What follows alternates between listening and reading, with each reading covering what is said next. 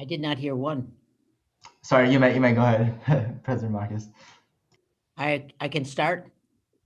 Yes, please. Thank you. Okay. Good evening, everybody, and welcome to the February 23rd, 2021 open session of the Beverly Hills Unified School District Board of Education meeting. It's 5:04 and I'm calling the meeting to order. And I think the first order of business is a flag salute. I see Ms. Dequatel. Would she be willing to do the flag salute for us? I have the flag right here.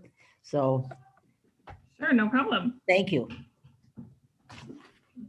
Please stand. Put your right hand over your heart. Ready, begin. I pledge allegiance to the flag of the United States of America and to the republic for which it stands, one nation, one nation under God, indivisible. indivisible, with liberty and justice for all. Thank you. Thank you very much. Okay. I have, now I got to find it. Just 1 second. I have something that I want to read and it should be right here. Uh-oh. Oh dear. Oh dear. It didn't get thrown away. So tonight, I am very sad to inform the community that Dr. Art Fields passed away on Tuesday, February 16th, 2021. Dr. Fields served as a principal of Horace Mann School. He began his teaching career in California in 1960, where he taught several different grade levels, as well as special education, physical education, and special reading. Dr. Fields spent 29 years in Beverly Hills Unified School District and retired in 2001. On a personal note, I worked with Dr. Fields as a teacher and as his assistant principal, and can add that he was a highly respected member of the community, the school district, and he was loved by his staff, students, parents, and community. And we have a little picture there for you to see. I remember him so well. And I'm also sad to inform you that Lynn Gifford, a preschool teacher at Hawthorne, passed away, and this comes as a shock to our school district and community, and we are deeply saddened by the news. The name Gifford is well rooted in the Beverly Hills School District. Her mom, Jane Gifford, who passed away 2 years ago, was a special ed teacher in Beverly Hills, and her father, Jack, taught physical education, social studies, and coached wrestling for many years before he retired. Lynn was an energetic, dedicated, and caring teacher and knew what each child needed to grow and mature. She leaves a big hole in our special ed department. Our thoughts go out to both the Fields and the Gifford families, and I would like us now to offer a moment of silence on their behalf. Thank you.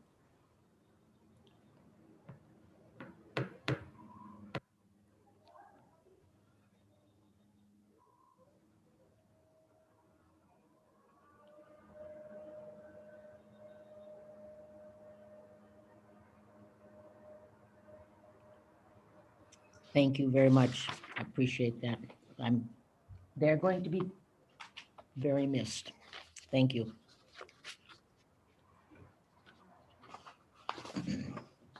And I can get an approval of the agenda, please. Someone want Make a motion to approve the agenda. Thank you. I'll second. I didn't hear a second. Who was that? Amanda? Mandy and I both did. Okay, I'll give it to Mandy this time. Okay. Dr. Briggy, is there a report of any closed session? We need to vote. We need to vote on the agenda. Oh, I'm sorry. Thank you. Can I call for the motion, please? Call for the agenda motion. All those in favor? Aye. Aye. Thank you, Noah. Okay, approval of the agenda, report of closed session action, Dr. Briggy. There was no action in closed session this evening. Okay, well, with that, I'm now going to turn it over to Dr. Briggy. We have some wonderful honors that we'd like to share with you, and I'm looking forward to hearing about them. So thank you. Thank you, President Marcus. We're thrilled to continue the success spotlights with our staff and with our students.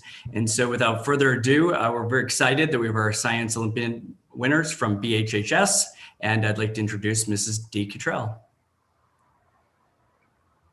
Thank you, Dr. Breggy.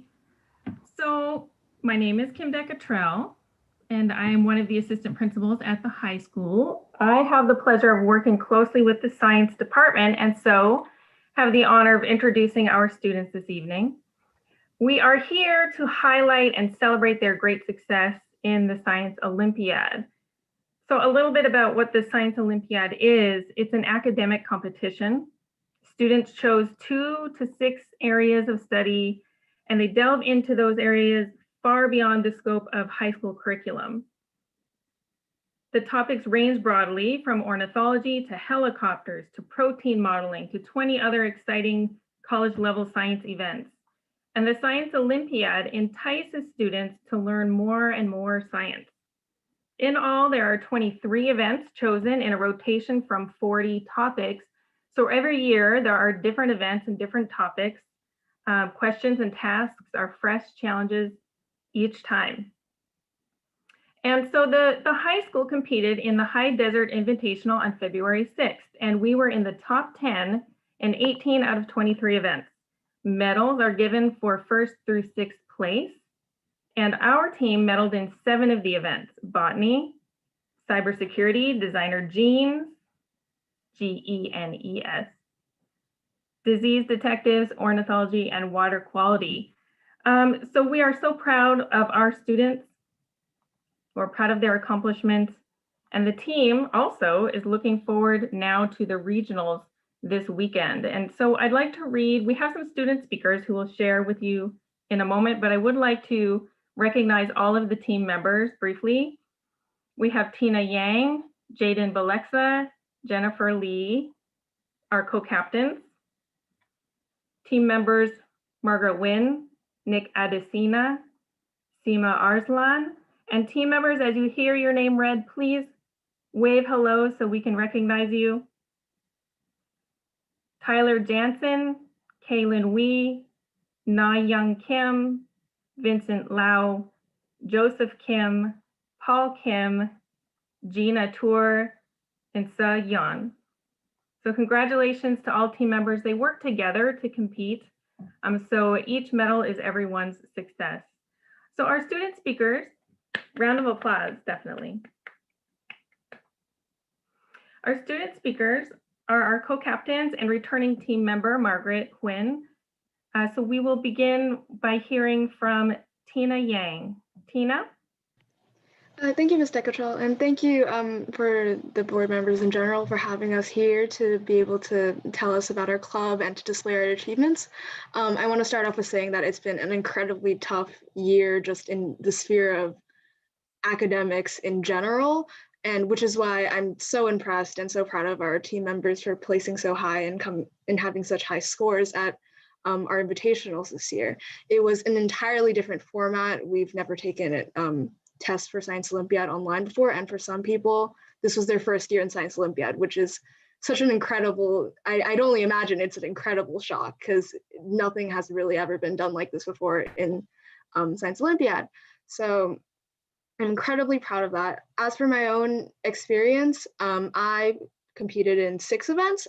Granted, 2 of them were I was acting as an alternate for those events. So those events were ornithology, machines, geologic mapping, sounds of music, circuit lab, and disease detectives. I medaled in ornithology with Margaret, and I medaled in disease detectives with Tyler. And I just wanted to elaborate on how, I was thinking that the sciences are so important, especially within this time. For one of these events that I just said, disease detectives covers the subject of disease control and the study of outbreaks. And considering the pandemic that we're in, such a topic has really never been so present within the public mind. And kind of developing that idea more, the importance of Science Olympiad within our school is that development of the generation of the next the generation of the next scientists. And our generation is going to encounter science is going to become the center of our livelihoods in the future. So I just want to say how thankful I am for sponsoring and supporting our club and supporting our competitions. And we're very happy to be able to host such an organization and a competition within our school. So yeah, thank you for supporting us, and we hope to receive that support in our regionals this weekend and coming years. So thank you. Thank you, Tina. Next, we'll hear from Jennifer Lee. Jennifer? Hi, my name is Jennifer. I'm a junior and I competed in machines, forensics, digital structures, and experimental analysis.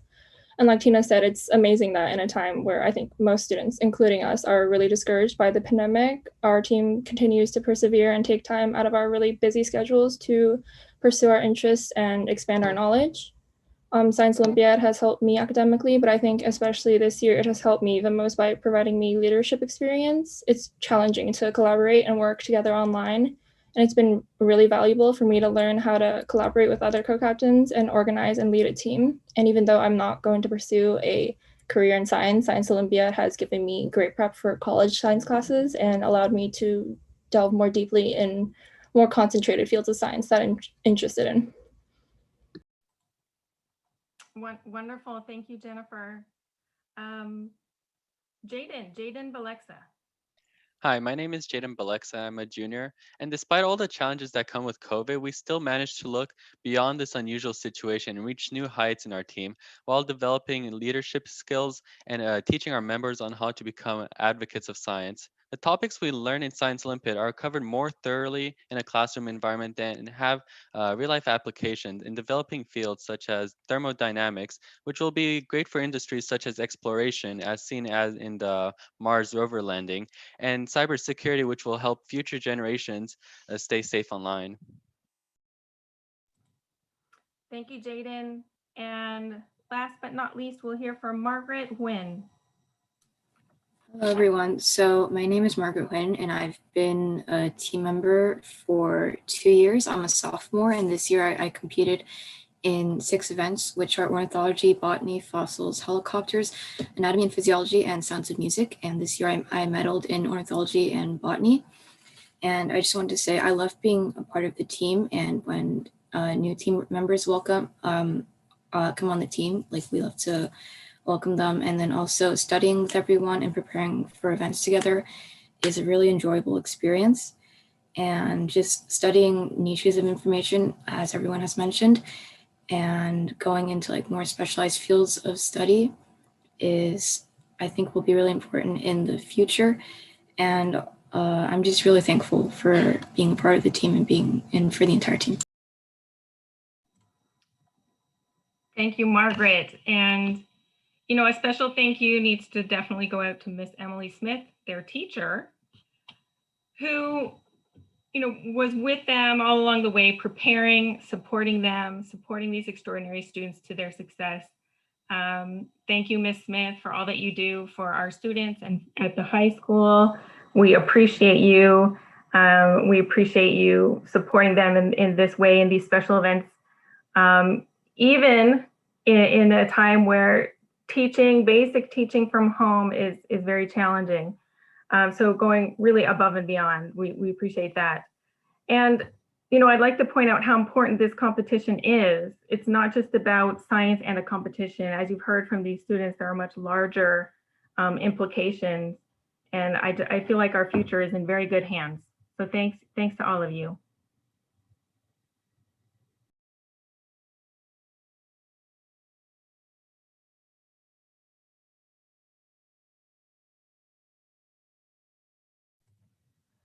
Ms. Darkins. We have one more recognition for senior Alana Morgan. Is somebody going to introduce? I am. Thank you. I am. Thank you. So I also have the honor to introduce Alana Morgan Perkins. She was recently titled Miss California USA for her work in kindness. So important now more than ever. Alana, please unmute and tell us a little bit about yourself. Tell us about this great honor. So hi everyone, my name is Alana Morgan. As mentioned, becoming Miss Teen California United States meant so much to me because not only was I able to represent Beverly Hills High School, but I was also able to represent my community and I was able to capture a state title. I've been competing in pageants since I was 12 years old, and what I love about it is that it's so much more than just walking across the stage, and oftentimes people think it's just about looking pretty and winning a crown. It's so much more than that. It's about having a platform and being able to spread awareness to particular issues that's going on in our society today. So my platform specifically is kindness. I work with the Kindness organization. I even got the Kindness Wall created at Beverly Hills High School next to the Alumni Wall of Fame in honor of a teen story who was brutally murdered that I heard on social media. And so I got a proclamation made in his honor and from the mayor of Beverly Hills and so much more. So overall, I'm just very grateful to be able to represent my state and be the voice for those who feel voiceless and overall lead our generation for the better.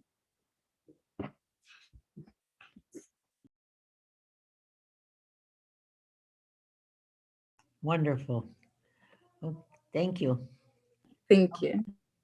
Thank you, Ms. Decotrell. Appreciate. Wonderful that we can have all these wonderful honors. I'm really thrilled. Did I hear you say correctly that this is the first year that the high school has entered the Science Olympiad? Did I hear that correctly? The first year of that? I don't know how many years that we have been involved, but this is not our first year. Okay, thank you. Yeah, we've been doing Science Olympiad for many years. We've gone to state, we've gone to regionals, we've done a lot of years of this. One of the students mentioned the amount of learning and the studying that they have to do. And I know because I worked with the kids at Hawthorne when they did that, and even the younger ones. So the amount of learning and the extracurricular activity that they get and the depth of which those subjects go are really something to behold. So they had to work hard, and I know they did. So I applaud them for all that wonderful work and look forward to them next year even more. Thank you. Okay, Dr. Breggy, I think it's back to you. We have a couple more highlights. And actually, President Marcus, a few of our teachers have postponed their event for this evening. So that will be the end of our spotlight tonight. Okay, thank you. All right. Can I get a motion to, is there anybody that wants to pull any item on the consent calendar? President Marcus, Wait, we wait, have wait, take public it. comment.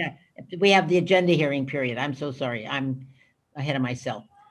Okay, well, I just want to announce that we've done a little bit different this year, or this month, or this week. We've asked anybody that wants to read their statement in the future and tonight also that they can come on and read their statement to us live and in person. So we are going to be hearing from two people, and then we have several that have been written in that will be read by the members of the school board. So at this time, I'd like to call on Josh Reitzenstein, who will read his statement, and then I will call on Judith Chan, who has her statement ready also. So I take it away for those two people. Thank you. And then I will call on Judith Chan, who has her statement ready also. So I take it away for those two people. Thank you. Wow, it's I will call on Judith Chan, who has her statement ready also. So I take it away for those two people. Thank you. Wow, it's I will call on Judith Chan, who has her statement ready also. Jane, do you have the board meeting also? I was watching on the YouTube, so I apologize. Right. It's quite an honor to be here. I'm speaking on behalf of the mental health aspect of reopening. Sunday night, quarantine caught up with me, as I'm sure it has for many. Maybe I should have paused before posting and agreeing to read this, but here I am, because I believe that amid all the politics, our real life human voices need to be heard. I'm humbly grateful for this opportunity. I need to first honor the great teachers we lost this month. Dr. Fields was a true pioneer whose legacy echoes really strongly throughout our district. I know our teaching community has been rocked by this loss and the loss of Lynn Gifford, but we can take solace in the countless students and colleagues impacted by their lives. Lynn certainly shaped mine, and I believe she would advocate the same heart-forward approach I attempt to convey in this letter. Last we spoke, it was summer before school started, and I was asked to present the findings of our mental health and social emotional wellness team as part of the district's think tank. Back then, we emphasized the importance of focusing on routines in times of uncertainty and warned that reopening would take thoughtful consideration and immense intentionality, as we need to recondition students to attend school in a brand new way. Establishing this new way of attending school will be just as challenging as moving to distance learning, if not more so. I remind you today that if we take the appropriate care this moment requires, it's a great opportunity to establish calmer, quieter, and more mindful campuses. Since we last spoke in August, teachers have taken on the Herculean effort of learning to provide the best quality of education through the means available to us, all the while suffering in quarantine with our families alongside you. Though our current model is not ideal, neither was attending school in person all these years. Let's just remember those heavy backpacks on growing middle school bodies, or the isolated student on a noisy playground. Parents, we know that this has not been easy, but it's really the students who deserve our accolades for doing something that no adult was ever asked to do in their school days. While the county may have revised the standards that they originally set forth for schools to reopen safely, that does not mean it's safe for all families from a mental health perspective. I want to be on the flag football field coaching, but reopening requires adherence to the health code standards with fidelity. It requires the utmost care. It requires establishing an entirely new routine again. And it certainly requires its teachers. I believe I speak for many teachers, parents, and students when I say that the district's announcement to rush back to in-person learning strained already taxed nervous systems during a pandemic.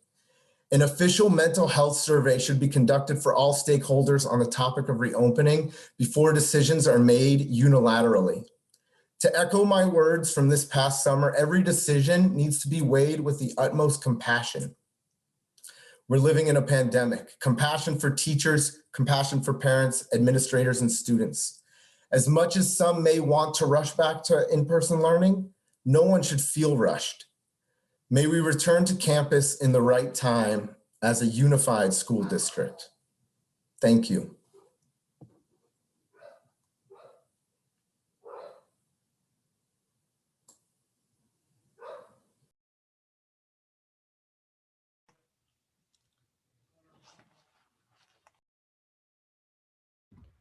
This is Marcus. Did we have another, thank you, Josh. I really appreciate your comments. Did we have another, you're muted. Judy Chan. Yes, I'm here.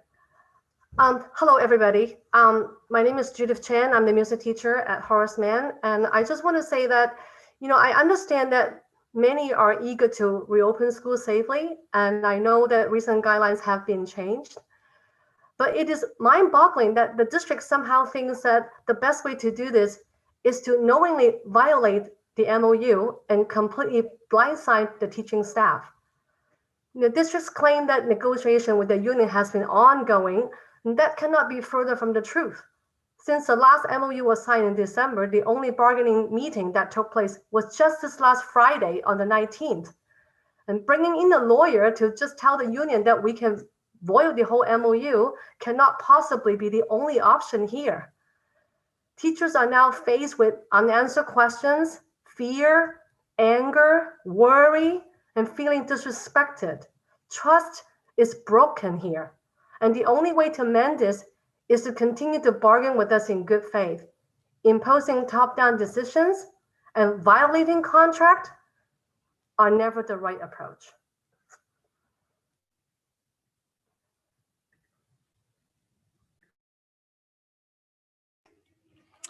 Thank you. And now I will read the first 8 comments that came in. Mr. Margot, you will read the next 8, and Ms. Walker-Schuman, you will read the last 8, okay? Okay, this is a comment. This was the comment that came in last week and I made a serious mistake. Not a serious one, but it was anonymous and I didn't read it. I was since then informed that I have to read it. And so I'm reading this comment from the person from 2 weeks ago. So here we go. A lot of refugees have sought refuge in Beverly Hills. The upcoming version of the ethnic studies curriculum that will be mandatorily taught to all California children K-12 is evoking fear and PTSD to those who have run away from hate, division, anti-Semitism, and the scapegoating of Jews. This curriculum is based on the critical race theory, and even with its revisions is painting Jews negatively and is leaving out other minorities altogether. We are a minority, we are colored, we are indigenous, and we are persecuted. Jews are the #1 targets of hate crimes, and that's increasing every day. Moreover, the Holocaust was barely even taught this year, and it's apparently not even an age appropriately acknowledged until middle school, while the anti-Semitic critical race theory embedded within the ethnic studies curriculum is being approved K through 12. Please stand up and protect your refuged citizens and those who have entrusted you with physical, emotional, and educational equality and security by sounding your disapproval for an ethnic studies curriculum that's embedded in the premise of a critical race theory. And that was anonymous. The next one is in-person versus virtual learning. Dear Board of Education and Dr. Breggy, I'm writing regarding the in-person versus virtual learning options we were asked to submit by Sunday. My daughter is in the 1st grade at Hawthorne School. It is with some regret that we are felt compelled to select option C to keep her in virtual learning at the potential risk of losing her teacher. I understand that option C made no guarantees of being able to stick with her current teacher, but I would prefer that she remains with her current teacher virtually for the remainder of the school year. We have had a great experience this year with virtual learning and with our daughter's teachers. While obviously we would have preferred that COVID never happened and that all classes were in person, under these circumstances, her teacher, the specialists, Hawthorne, and BHUSD have done an excellent job to create an environment of learning virtually. Our daughter has grown exponentially in her reading and math this year and has enjoyed and learned in all of her subjects. I understand that everyone's circumstances are different and that there are surely parents that prefer to return to in-person learning. But from our point of view, this is too late in the year to make the change. It comes at too great a health risk for students, our families, and staff, and causes too much disruption by having to potentially change teachers and schedules. Our kids have gotten used to routine, have found new ways to socialize, and have learned a lot. It would be unfortunate if with only a few months remaining, they would need to get to know a new teacher, new classmates, and a new routine. Why would we subject them to all that when this year has been difficult enough as it is? It is our preference that for the remainder of the school year, nothing had to change. It is my hope that the vaccination rollouts continue and the staff and hopefully most parents have been vaccinated before fall of 2021. That to me seems the ideal time to return to in-person learning. I understand that the district has to deal with many factors, laws, and differing opinions and how to best approach this school year. I'm appreciative of the open and frequent communication from the district, school, and teachers. Thank you for taking your time to consider this feedback. And it is my hope that our daughter will be able to continue without changes for the remainder of the school year. Signed, Zoltan Saplar. Here's another one, reopening plan. Hope this email finds you all well and healthy. I am writing to voice my frustrations with the reopening plan and all of the drama surrounding it. I completed the survey and chose to remain virtually, mostly because I have 3 children at 3 different schools.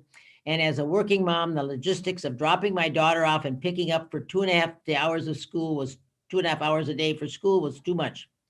She has also thrived in virtual kindergarten, Ms. Schmidt's class, which I know is not the case for every child. However, my frustration is stemming from the survey being sent out with little other information aside from the schedule to now reopening in 2 weeks with still not any additional information being provided to us parents about what that might look like. I have considered changing my decision to in-person since almost all of the other kids in our class are doing that. I woke up this morning to over 25 text messages and an email from our teacher, and it seems the issue that the teachers' contracts are being breached by the reopening plan, and now we have no schedule for this week, regardless of what we choose. This is ridiculous. Why would a reopening date be published without the employees being on board? Now our kids are suffering because the district was not buttoned up about the plan. It seems like this should be standard to make sure employees are aligned and okay with the plan before delivering the product to the customer. This is not acceptable. We pay too much in taxes to live in this district, and we expect better. Leanne Robertson. Open schools. As a periodontal lecturer at the UCLA School of Dentistry, I have been teaching in person since June 1st, 2020. As a clinical instructor, my duty to my dental schools and to our patients has remained steadfast throughout the pandemic. The union at UCLA never contacted the administration nor the teachers to impede us from working. There was no discussion regarding a pay raise as a condition to continue working. I would argue that my job is not as essential as elementary teachers who have the ability to shape and educate the young minds of the future. It pains me to see how the teachers' union is responding to the call for teachers to return in person. I should preface this by saying that I know many teachers who will return to in-person learning and some who have been coming to school every day to teach from their classrooms, and I applaud them. Although it has been hard for me to go to work as an in-person lecturer because my children are home, I have found a way. Similarly, it will be difficult for teachers who have middle schoolers or high schoolers to come back to work. Yet, just like working parents have had to pivot to virtual learning, so can teachers. I hope the administration is going to provide some childcare for teachers' children so teachers feel more comfortable coming back. It is important to follow science. The driving force for infection is not children going to school. It is social gatherings. Kids are not socializing in a meaningful way. We develop new friendships, learning to navigate the complexities of social interactions, or for that matter, doing the sort of deep learning one gets from direct conversation with a good teacher. It is an application of responsibility for teachers, unions, and district administrators to reject CDC guidelines on returning to school. Sasha Abramsky wrote in the National, "The coronavirus will be with us in one form or another forever. It's a respiratory disease like tuberculosis. We can and we must tame it. We can and we must find ways to limit its transmission. Unless we are going to abandon urban culture, to permanently shutter schools, museums, theaters, sports, venues, and concert halls, we are going to have to learn to coexist with this novel coronavirus. A generations of kids is spending 8 to 12 hours a day glued to computers and phone screens, which, as any behavioral scientist will tell you, is not conducive to healthy brain development. And as any eye doctor will tell you, is not conducive to visual well-being." That was signed by Deborah Termei. Education during COVID. The school reopening schedule is incredibly flawed, with education and health being the obvious priorities. How does the district reconcile opening schools without providing anything close to a respectable education by an unvaccinated teacher? What does the school think this schedule is actually offering the children who in fact have very limited socialization and very limited instruction?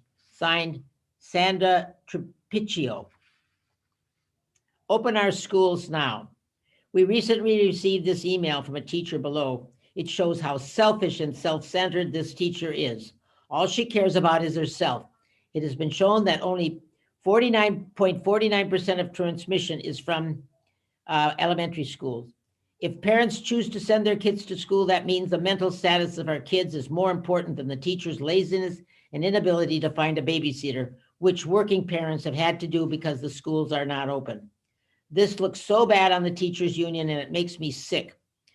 Where is your work ethic? Where is the children come first?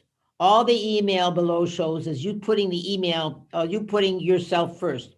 You should be ashamed of yourself. The email from the teacher is below.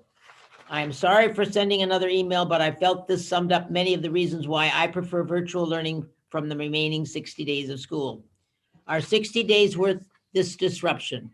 2 hours plus 20 minutes, no break, Masks must stay on, must stay seated, no recess, no snacks, no outdoor time, no group play, no partner work, temperature checks, no parents on campus, no singing, no movement, no water fountains, no classroom assistance, no personal interaction, no shoe tying, no in-person specialists, no use of classrooms, no library, no technology assistance, possibly a different teacher, possibly more students, new schedule, new routine. My response to the above email: yes, 60 days is worth the disruption. Better mental health, routine for school, get dressed, brush your hair, get up on time, see other kids, interact with a live teacher. No Zoom fatigue, getting out of the house, can talk to friends, resiliency, exams taken in class, better assessment by a live teacher, in-school community, has a possible graduation at school. Thank you, board and Dr. Breggy, for getting the thermometer checks where the kids are checked by the hundreds and won't need to wait in line. Signed, Edward Montoya. Number 7, in-person education. Hello, Beverly Hills Unified School District board members and personnel. I have taught at BHHS for the past 16 years and have never seen such disrespect towards the teachers and the staff at BHUSD. These are complicated, dangerous times. Students, teachers, and parents alike are living through an unprecedented trauma. We all want to return to our school sites and return to normalcy, but we must do so safely. A contract and MOU were agreed upon that specifically states that we will not return to in-person education until a case rate of 10 per 100,000 residents has been reached. As a high school teacher, that level is not until 7 cases per 100,000. This was agreed upon and signed by all the parties. This was done because we want an environment that is safe for everyone. We are not at that level, and the district has unilaterally decided to break the agreement. This is a contract violation. We are not doing this out of malicious intent. I am a parent of 3 daughters, and all of them go to the different school district that is not even considering reopening until after April. Besides giving more time to physically prepare the schools, but to also give teachers and staff time to get vaccinated for those who want it. The proposed return by the district does not provide any time to get vaccinated and leaves open the concern that teachers would rather take a leave than return to an unsafe site and put their students at risk. I personally may have to consider families first coronavirus relief and take paid leave to watch over my children until their school opens. I am not rushing their schools to open simply to have a place to send my daughters because it is not the right thing to do. I and many of my colleagues have put in more work and dedicated more time toward creating a meaningful online education than ever before. We started with distance learning, then home learning, then the current model. To suddenly transition without preparation, it is not only a disservice to the students, but to the teachers as well, implying that the online work we do is insufficient. I would invite any board member into any one of my online classes and speak to my students. Obviously, in-person education is best, but we don't underestimate how much has been done and how much has been learned. I cannot wait to see my students face to face, but please don't put the cart before the horse. Please do this safely and correctly. We can use the month of March to provide vaccines. We can use spring break to prepare our classrooms. We can have time to get PPE in place. There's still confusion about protocol for travel, plexiglass shields, etc. This can be discussed and codified. We need time. Also note, things are worse now than when we entered breakdown, but there is hope with the vaccine. If we are given the opportunity, please help respect our profession. Thank you for your time. Dan Moriaika, Beverly Hills High School Social Studies educator.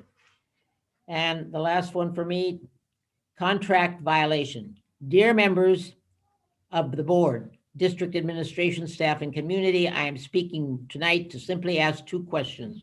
1, as leaders of the BHUSD, an educational institution that prides itself on nurturing and providing a quality education for all students with a mission of academic success and strong integrity, how can you negotiate a contract adding numerous addendums and as recent as less than 2 months ago, and then ignore and violate that contract? What PBIS standard does this model for our students? Since the directive that teachers will be returning to class, will you as 5 board members also be meeting in person? Thank you. Marla Weiss, Beverly Hills High School math and science teacher. And now I will turn it over to you, Mr. Margot, to continue on. Thank you to the board and to all parties working so hard on the reopening plan and furthering our kids' education, whether it be virtual or in person. My first grader has been thriving this year, which is quite surprising under the circumstances, and this is a direct result of her amazing horseman teachers. I understand my first grader has been very lucky and has risen to the occasion, while my other child has not had as good of a stay-at-home school experience. Every family has had a tough time, and regardless of everyone's experience, either good or bad, we are all in this together. Here are 3 specific items I wanted to bring up in regards to the reopening of our schools. 1, regarding the sanitizing crew between AM/PM cohorts. They have just 1 hour and 10 minutes to clean every desk in every classroom. Unless a significant number of maintenance staff is hired quickly, which I know the school sites are working on, but this hiring and training takes time. When you do the math, proper disinfection simply is not possible. It seems that further district assistance directly to the school sites to hire more cleaning staff and to schedule actual cleaning run-throughs to see if this midday disinfection is truly possible in the time allotted. Page 62 of the district safety plan states all personnel will be offered on-site regular testing. We have not heard updates on if and how this will in fact be happening at our school sites, and I'd love to know more details and who will be providing these tests. 3, we as a community are in this together. And just as our students sign a behavior contract at the beginning of each year, I believe we should look into something families should sign or agree to in regards to social responsibility. As a school district, clearly we don't want to fail at reopening, and we certainly don't want to have to reclose our schools due to a preventable outbreak. I believe families should be required to agree to follow CDC guidelines at a minimum, both on and off campus, in an effort to protect one another. As a district, we should instill a community of mutual respect. Thank you to the board, Dr. Breggy, and all of our administrators for all your hard work, but I especially want to thank the district teachers who have done such a wonderful job with the tools they've been given this year. I hope the district and unions come to an agreement soon that keeps everyone safe and returning to school. Emily Flala. Now that it is safe to return and safe enough to return to work, I would like to ask a 2-pronged question. 1, when will the Board of Education meetings return to in-person meetings following COVID-19 parameters, of course? And 2, if we are not returning to in-person Board of Education meetings, has anyone asked why it is safe to have some people return to normal and not others? It is not clear why there is a difference. If it's safe, and everyone should be returning to businesses following COVID-19 practices. Of course, thank you. Maria Bennett. Open the schools. Teachers are essential workers. As essential workers, they should show up in person to work. Similarly, firefighters, paramedics, doctors, police officers, cashiers, medical staff, and nurses have all shown up in person to work as essential workers. What makes teachers feel that they can just stay home, get paid, and collect benefits and not show up to in-person school? The future of this country relies on us educating our students properly. Based on scientific evidence and the CDC, it is safe for kids to go back to in-person school, and the best learning is done in person. It seems that the board members are bending over backwards just to do whatever the union wants. It's time to think of students first and not the union. We just elected board members who have promised that when it's safe, they would open schools. We're waiting to hear their voices. The majority of the students and parents in the district want their kids to go back to school. We pay thousands upon thousands of dollars in property tax and bond money to be able to go to this district. I can honestly say I think that money was wasted this year. We could not use our physical schools. Dr. Breggy has said we could not have opened earlier because we did not open before the surge. Why was that? Was it because of the union? Yes. While other districts were able to negotiate with the union to come back sooner, our administration and board was unable to. School districts like South Pasadena opened last week for the first time. Why can't we? Were they better prepared? We have been hearing for months that we are ready. So why are we not open? Our board members never wrote a single letter to public health advocating for us. All they advocated for was the union and that the teachers have to be safe. Well, now we know that it is safe. What's your next move? Or should I say excuse for not opening our schools?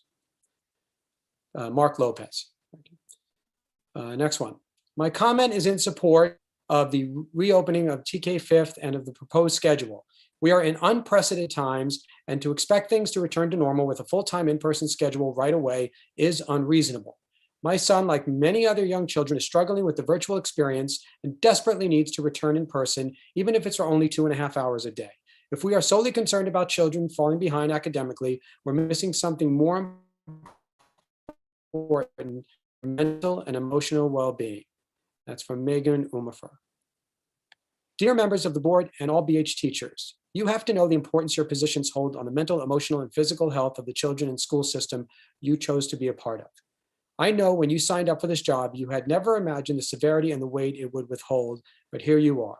There are many different professions in this world that took part in heroism, and now here is your chance. Teachers, we understand you and we appreciate you. Do not think that we are, as parents, being selfish. Do not think we just want to send our kids off to school to be rid of them. Do not think that your health risk is not on our minds as well as our children's. We have thought it through. Science has thought it through. The risk factors are out there for you to see. We understand you and we appreciate you. We know now more than ever that your job is priceless. Here is your chance to save the future generation from absolute destruction. There is far more at risk with keeping these children isolated and away from human contact than any such virus. Children are feeling neglected, abandoned, and depressed. Suicide rates are at a high and something must be done immediately. We need you to take a step forward and make the right choice. Be the heroes for these children. Talk to your peers and coworkers and make the right choice to teach in person. Many other occupations have been working full-time in person, such as doctors and nurses, without being given the choice to opt to stay home. There is so much more research that has been done. It's been a year already, and we know so much more about this virus. You will be safe. Vaccines will be available very soon, and even if you choose not to, the risks are very low. Parents are watching their children's mental health deteriorate right in front of their eyes. We are all able to safely shop in the grocery market, walk in the mall with hundreds of people around wearing masks. Children can be in a classroom with masks on. We will forever be grateful for your support. Thank you, Melody Pirian. Dear Madam President, board members, Dr. Breggy, the district team, and most important, dear BHUSD elementary parents. This abrupt return to in-person school does not feel safe. The district and Board of Education has violated the agreed upon teacher's contract. Until fully vaccinated, I want to teach virtually. It has been a safe, productive, and positive learning experience, and it's where your child will continue to be the most comfortable. The shift to in-person instruction is an unnecessary major disruption for just 60 days of school. This is not real school. Are 60 days on campus during a pandemic worth this? 2 hours and 20 minutes, no break, 1.5 hours on Wednesday. Masks must stay on, must stay seated 6 feet apart, facing forwards. No recess, no snacks, no outdoor time, no group play, no partner work, temperature checks, long lines, no parents on campus, no singing, no movement, no water fountains, no classroom assistants, no physical interaction, no shoe tying assistants, no in-person specialists, no use of classroom supplies, no library, no technology assistants, possibly different teacher, possibly more students, new schedule, new routine.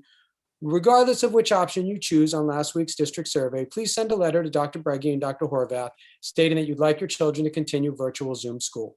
Jory Kress. Open all schools.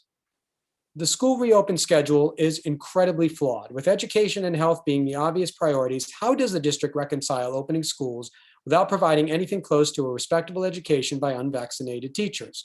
What does the school think the schedule is actually offering the children who will in fact have very limited socializations and very limited instruction? Sepede Vahidi. I appreciate the hard work of Beverly Hills District. I think this is the best thing can happen to our kids, of going back to normal life. I believe in the district and the decision, and I'm sure school day will be longer as soon as it will be possible for them. Please keep it up, Liat Shlomov. And my last one, are those parents who have chosen to send their kids back to school aware that their children aren't going back to school? They're going to sit in a room for 2 hours with masks on and at least 6 feet apart from their teachers and friends. This isn't going back to school. This is placating parents who want their kids babysat for 2 hours. Michelle Schindler. Take it away, Tristan. All right. Sorry, I'm just trying to scroll to make sure I get to the right number on my page because my mouse is not working. Teachers returning to work. Or teachers returning. Yeah. Number 18. Yeah. Yeah, I know. I'm just trying to get my mouse to work. Thank you. Teachers should not return until we were all vaccinated. We know for a fact that many families have been traveling and will continue to be traveling domestically and abroad during spring break, thereby putting the teachers and their families at risk. Why can't you postpone the start date until 10 days after the end of spring break? This 10-day period will allow families to quarantine before going back to school and possibly infecting teachers. It will also give teachers an additional month to get vaccinated, thereby allowing teachers to return to their class at their school site. These 3 additional weeks will not impact students any more than they have already been. Please keep teachers safe, keep students and families safe, keep your promises. Tracy McGregor. Dear President Marcus and board members, we, the members of BHEA Executive Board, are writing to express our utmost disappointment with your unilateral contract violation. Despite your often expressed statements that we were all in this together, you have refused to abide by our agreed upon contract. This is a betrayal of our partnership. We are moving forward with legal action against your reckless decision. Teachers and staff have put forth a measurable effort to provide a robust education to our students during distance learning. Your action, however, has the potential to cause our students, members, and their families irreparable harm. BHEA will continue to join the negotiations process to craft agreements that are best for all parties. We expect you to fulfill your duties as well. We look forward to a mutually agreed upon return to campus, signed Ethan Smith and the members of the BHEA Executive Board. I am a working mom and it's difficult for me to have my kids at school for only 2 to 3 hours. Please consider having schools open all day. Also, please consider opening middle and high school. From Bita Shirazi. As I'm considering taking my children out of BHUSD and registering them for private school, I was pondering a statement Mr. Noah Margot made about putting our teachers at risk. We can all agree our teacher safety is important, but as a physician myself, my life and the lives of all health workers are just as important. The lives of grocery store workers, police officers, firemen, and all the other essential workers is as important, yet we all have been working the past year for you and your families. While our BHUSD teacher union is playing politics with our children's education, the rest of the country and nation is getting back to school. These schools recognize science and understand that teachers are at very low risk for infection from school-aged children. As vaccines become available for teachers, I hope the board and the teachers union come to their senses and get back to in-person school. If the rest of the nation can get back to work, so can the teachers. Sincerely, Dr. Alan Name. Dear all, first and foremost, I would like to thank you for your hard work during this challenging and unprecedented time. We appreciate your guidance, support, and communications as we try to navigate our children's education. I also wanted to shout out to the teachers for being so amazing with our children working from home or at school on Zoom, asking how our children are doing every day, reaching out to them to make sure that they are emotionally, psychologically, and academically okay as they try to keep up with academic standards. Mrs. Timmerman, Ms. Erickson, Mrs. Greenleaf, Ms. Marjan, Ms. Alkov, Ms. O'Brien, and Ms. Mazer, I am forever grateful for all that they've done for our children this year. With that said, I'm hopeful that we return to in-person school with our teachers teaching our children. This year has been incredibly challenging, and I know that our teachers also want to go back and teach our students in person. In Ms. Timmerman's newsletter to our class, I cried when she wrote that she hopes we go back to school so that our students know what 4th grade is like in her classroom, because it is a different experience in person. She has been incredible communicating with our children every day about what this means, that we are going back to school in a hybrid model, and she reaches out to them to answer any questions that they may have. Our teachers are the fundamental building blocks and foundation to our children's education. I highly believe that each grade will experience their grade level differently in class face-to-face with their teachers and peers. The social element of learning is the most important because you're able to see and understand each other's physical expressions to make sure that the student is actually understanding the lesson and following along. I have found this to be so frustrating for our 7 and 10-year-olds to feel completely overwhelmed and lost because they weren't able to keep up with the lesson and the teacher trying to teach over 20 students on a Zoom that is unable to see what materials the children have in front of them and whether or not they are paying attention and understanding what's going on. The method of teaching has not been ideal for the teachers, students, and the parents. We all want what's best for our students, and that's for their teachers to teach them safely in person at schools so they can achieve their grade level academic standards and beyond. Thank you for your time, consideration, and understanding. Jasmine Yadigar. We, teachers, members of BHEA, want nothing more than to return to our classrooms and meet our students in person for the first time this school year. BHEA just wanted to sit at the table and be a partner for a safe and well-organized return. And to the board, if you believe schools are safe for return, then when we follow social distancing, masking, and other guidelines, I question why the board isn't willing to have in-person meetings. Parents, please know, return to school will in no way look like it once did. Our little 5-year-olds may have brand new teachers wearing full PPE on their first day ever walking into a school. This is heart-wrenching. I can't imagine my daughter walking into school for the first time to a teacher she has never met before whose face and body are covered. Our young students won't have recess. They won't be able to play with their friends or sit next to their teachers. Every parent must do what's right for their own family. And when making this choice, please remember and please know that the school is going to be very different until there is a time when we can all safely return together. Gabby Doyle.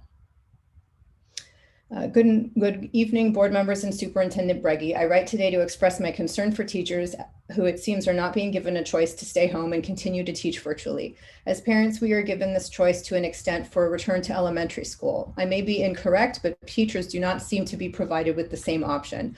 I want for my children, the same option I want for my children to stay with their teachers. I have 2 elementary age children at Horace Mann. I think both of their teachers have done a fabulous job with curriculum engagement and classroom community virtually. Some teachers may not wish to return for health reasons. That may not fall into a narrow category of immediate protection or family obligations, and I believe we should support their choice to teach virtually, which I would assume means if we choose option A for our child to remain with their teacher, that their teacher would get to make a choice to teach virtually or return to the classroom. Again, I assume that making the choice, it would be up to their teacher and that I was prioritizing our desire for our children to remain with their teacher, even if we may not be totally ready to send them back, or if the proposed schedule may create additional hardships for us as parents. If I think we should defer to the teachers who may have their own valid individual concerns, at the least of which may not be for to be fully vaccinated. Please listen to our teachers. We trust them with so much, and I want them to be comfortable, safe, and happy. Best, Kelly Hinden. That's the last one. Thank you very much, Ms. Walker-Schuman. Thank you, Mr. Margot, for helping me out. It was quite a lengthy list of comments to read. I just want to mention that in the future, if you want your comment to be read by you personally, please indicate that on the form that you will be sent so that we will be able to organize the presentations and the comments in an orderly fashion. And thank you very much. Okay, and now I'm going to ask if there's anything that you would like to pull from the consent calendar before we go to approve it. Yes, I'm going to pull 10C. 10C, okay. Any other items that wish to be pulled? Okay, I call for a motion to approve the consent calendar without the item 10C. So moved. I'll second. Okay, the motion was made by Kristen Walker-Schuman and seconded by Noah Margot. Any comments? None, I would assume. So all those in favor of the consent calendar without item 10C, raise your hand. Aye. Aye. All right. I will move for the, I need a motion for. So I'll since I pulled out, I'll make a motion to approve item 10C on the consent calendar, the safety plans. I will second that motion. Thank you. If anyone else has a question, I know I'm not first tonight, so. Does anybody else want to bring conversation to that? Okay. Go ahead, Great. Mr. Margot. Thank you. As I indicated in my questions, I had, there are sections of each of the safety school plan that deal with lockdowns and shelter in places. And I wanted to know, Dr. Breggy, if those align with our security manual, the district-wide security manual that we just adopted, what process was used to make sure they were aligned. You can start there. Thank you, Mr. Margot. We've kept what we've been doing with our security, with lockdowns and drills, because we have not updated those procedures yet. We're keeping what we have and what our staff has done in the past, and we were at no rush doing that because we were in our virtual learning setting. So those are things that will, there's a lot of work that needs to be done with just evolving those plans. So right now, those are the plans that have been in place for the last several years. So as we adopt these plans tonight, it's with the understanding that as we probably jump right on updating them right after we adopt them, as we do for the future, that we will align those with the manual that we just, the board just voted on. Right. So now with the manual, this is gets to a deeper dive when you start to look at all of the level of what happens inside the classroom and what happens inside the school, and then what everybody's responsibility is. So that becomes to be a separate document. It's a separate program, and that happens, through the development. Now that we've got the manual, those things start to get pushed through. Okay, good. I don't want things to be so contradictory that we run into issues with the management of a disaster. Yeah, So. one of the things, Mr. Margo, one thing that we had talked about just as a leadership team is that while the manual is being put together, we didn't want to start making changes to what we were doing at the school level, only to then make changes again after the manual. So while there's some new research, there are better policies, there's better procedures, and what we have now and what we've had, it's working, but we know we can do better and incorporate the newer research, the new protocols, but we didn't want to keep changing back and forth. So we've stayed with what we've had for the last few years until after the manual. Now that that is approved, that's when all of the work starts to now support the manual. Thank you very much, Dr. Brady. I also had asked the question about revising the school safety plans going forward. And I think that Dr. Breggy also just addressed that issue too, Mr. Margo. Okay, I'm going to call for the question. All those in favor of item 10C, please raise your hand. Aye. Aye. Okay, thank you. And now we'll get to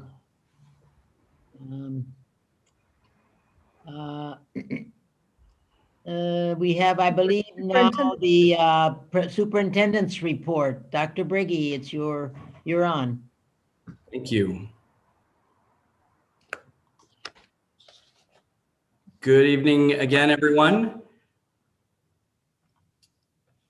As you know, something that we talked about for the last several months is that with the recent surge in COVID-19 cases, is that we had predictions that after the surge, that the cases would fall as quickly as they have gone up. And if you look at the trend in the data from the adjusted case rates, we are just seeing those things very rapidly, just as they went up in numbers, now they're coming down.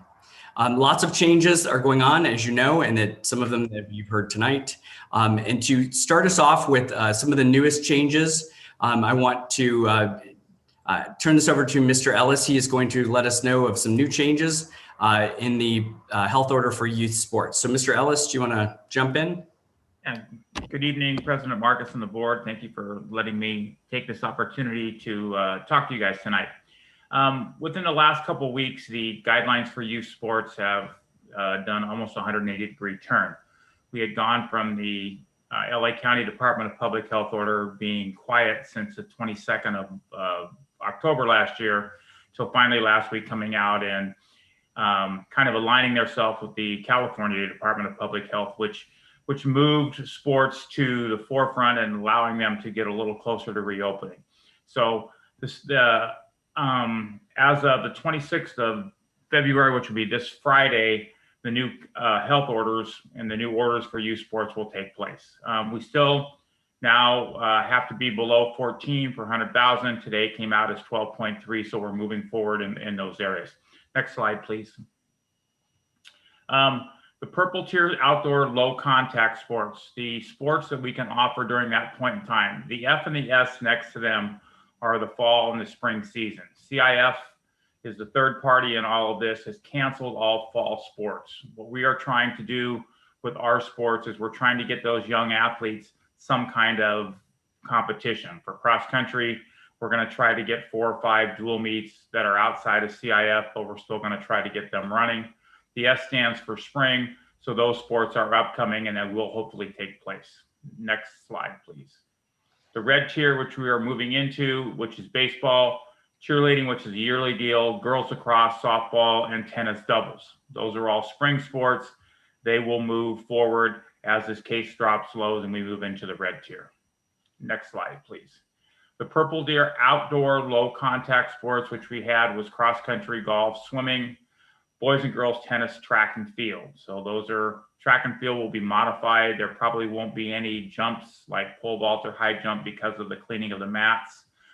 Throwing of the discus and the shot will probably be restricted because of having to clean the apparatus, and the same with the relays, having the batons touching different kids. But that's where we're at. Those sports we're looking at, they should come back online as we move into the next couple months. Next slide, please.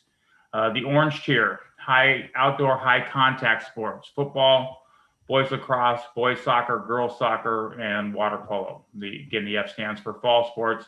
Those technically have been canceled by the CIF, but we're still trying to put an opportunity for our kids to play those sports by contracting with other schools for some outside league games. Yellow tier, indoor moderate sports contract, boys and girls volleyball. Boys volleyball is in the spring, girls volleyball is in the fall. The issue we have with the indoor sports is none of the county health orders or the state health order has allowed for anything indoors yet. So all of our indoor sports are on hold. We cannot do anything indoors as of yet. Next slide, please. Yellow tier, high contact indoor sports, basketball, boys and girls, wrestling, and water polo. Again, they consider those high contact sports. The CIF and the state and the county have come out and said, if you're going to play football or water polo, the kids will have to be tested weekly before any kind of contest. So that's kind of where we are. So basketball, boys and girls basketball, and wrestling are considered high contact, and we have to get to that yellow tier before we can let those go. Next one, please. Okay, here's what we have so far, what we're doing in terms of our pod training. Football, wrestling, cheer, boys volleyball, girls volleyball, water polo. Those sports are currently working in their pods out on the field 2 to 3 days a week. Starting next week, tennis boys and girls will come back. Baseball starting their tryouts on Friday. Softball started tryouts today. Boys and girls soccer will both come back next week. Boys and girls basketball next week.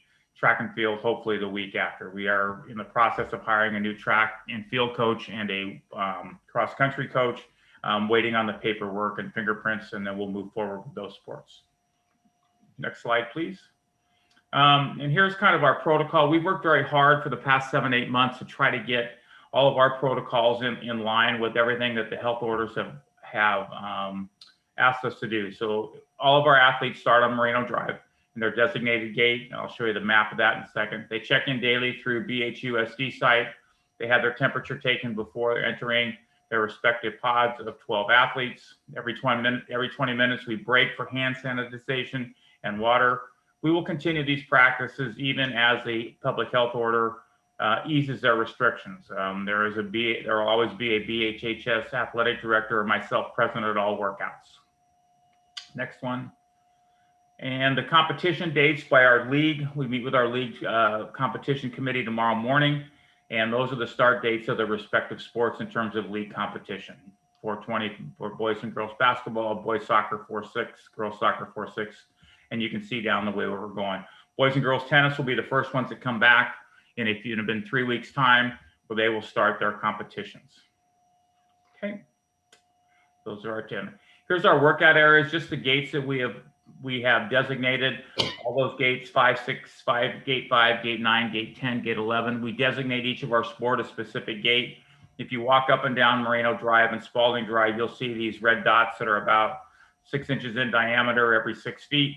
And so that's where our kids congregate every day. We put a desk and hand sanitization, a thermometer check, and a list of the kids that come in. If you're not on that specific list, then you're not allowed to come in. If you're late, you're not allowed to come in. And so we take great pride into making sure those kids are staying safe, entering and exiting, being socially distant. And then the last slide we have is what we've kind of done to divide our field up and our areas up to work. We've got, and these have changed depending upon the sports, but we have 9, and they're 40-yard by 40-yard squares on the football field that we used for whatever particular sport that happens to be. We've used the tennis courts. The girls volleyball team is using the tennis courts to work out in there. Wrestling has been working in the far end zone when they're on the track.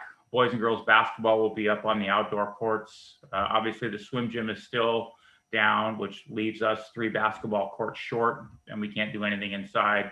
And we're using the front lawn for running and stretching and those things. And that's where we are right now.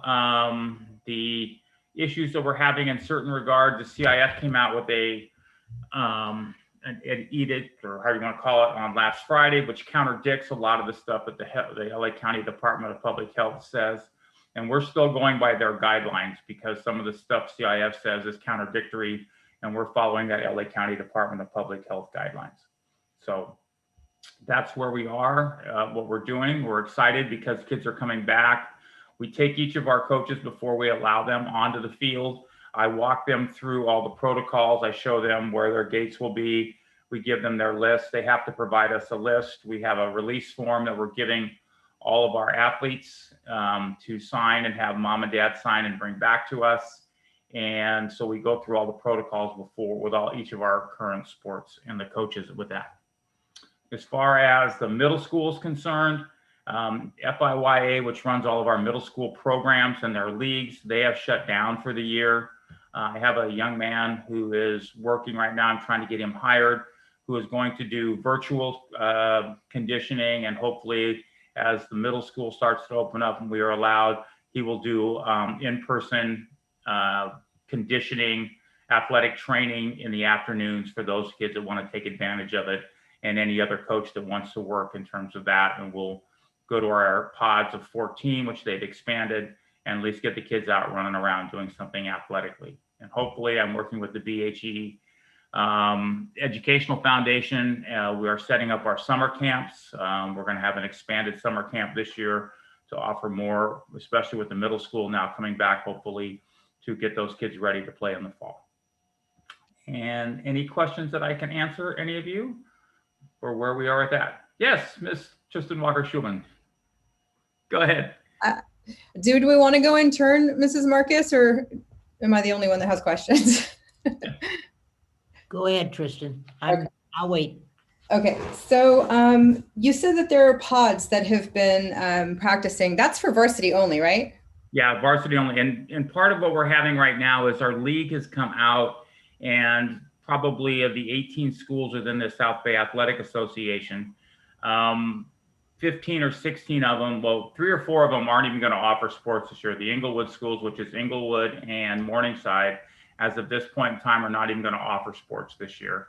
And then most everybody else is going to a varsity only schedule. The Centinela Valley schools, which is Lawndale, Lusinger, and Hawthorne, they're doing varsity only sports. That's all they're doing right now. And so what we're looking at is that in a lot of our sports, everybody's constricting or restricting themselves to varsity only. Culver City has canceled their water polo. A lot of the South Bay schools, Redondo Beach, Palos Verdes, those schools are canceling. They're not even trying to put a cross-country program together for those kids because a lot of those kids don't even want to participate. Same with Culver City. Culver City's canceled their cross-country program because their kids don't even want to compete at this point in time. It's so far away from what would be a normal cross-country season, and they just want to get ready for track. So I guess, I mean, I know it's pretty late for this. I brought this up, I think, a couple months ago, but I will say, I think it really is terrible for all of our JV kids who have been relegated to only doing virtual conditioning and don't have any chance to get together with their team in small cohorts to do any kind of conditioning. And I think what I had asked a couple months ago, and I still will say, I don't know why we can't alternate. You know, if we've got every afternoon open, why can't we have varsity meet 3 times a week and JV come in 2 times a week, just so they get the benefit of actually having some kind of team experience, you know, and conditioning in person rather than leaving it only to the varsity athletes. And I guess my answer to that would be, since we are right now, if you look at the field spaces that we have, and we have probably 17 of our 23 sports that are now trying to come back to work in pods, we have very limited space in terms of that. And now that we're getting ready for varsity competition, which is probably mainly what we have, that's kind of what we're working at. And it's a crummy year. I get it. It would never happen if it was in a different year that we would have. And what I'm trying to do right now is girls volleyball technically has been canceled, and a lot of schools aren't even going to participate, we're trying to work with our people just to see if we can get some of those girls some matches somewhere that they can at least have the experience of playing. The other thing we're kind of hamstrung by is the fact that the county is not, or the state, or even CIF has said you can go to the indoor facilities. And that's the other hard part that we're working with. Yeah, I mean, I know it's not perfect. I get that. I feel bad for that too, as it is. And it's, I don't know, it's just not great. I get it. And you're right, it's crummy, and there's a lot of sacrifices that have been made this year. I know that some of the teams have been doing their conditioning at Roxbury Park, and I know that there are, I mean, you brought up volleyball. I was kind of referring to all of the different variety of sports, but I know that there are the sand volleyball courts at Roxbury Park that are very seldom used. So I hope that we'll continue to be creative in finding space to make sure that all of our kids get the opportunity to have this time together, training together to the extent possible in a really unusual year. And I appreciate all of your efforts to do that. I did want to ask one other thing, and it's a little bit unrelated. We have some adult sports leagues that used our campuses for their practices and stuff.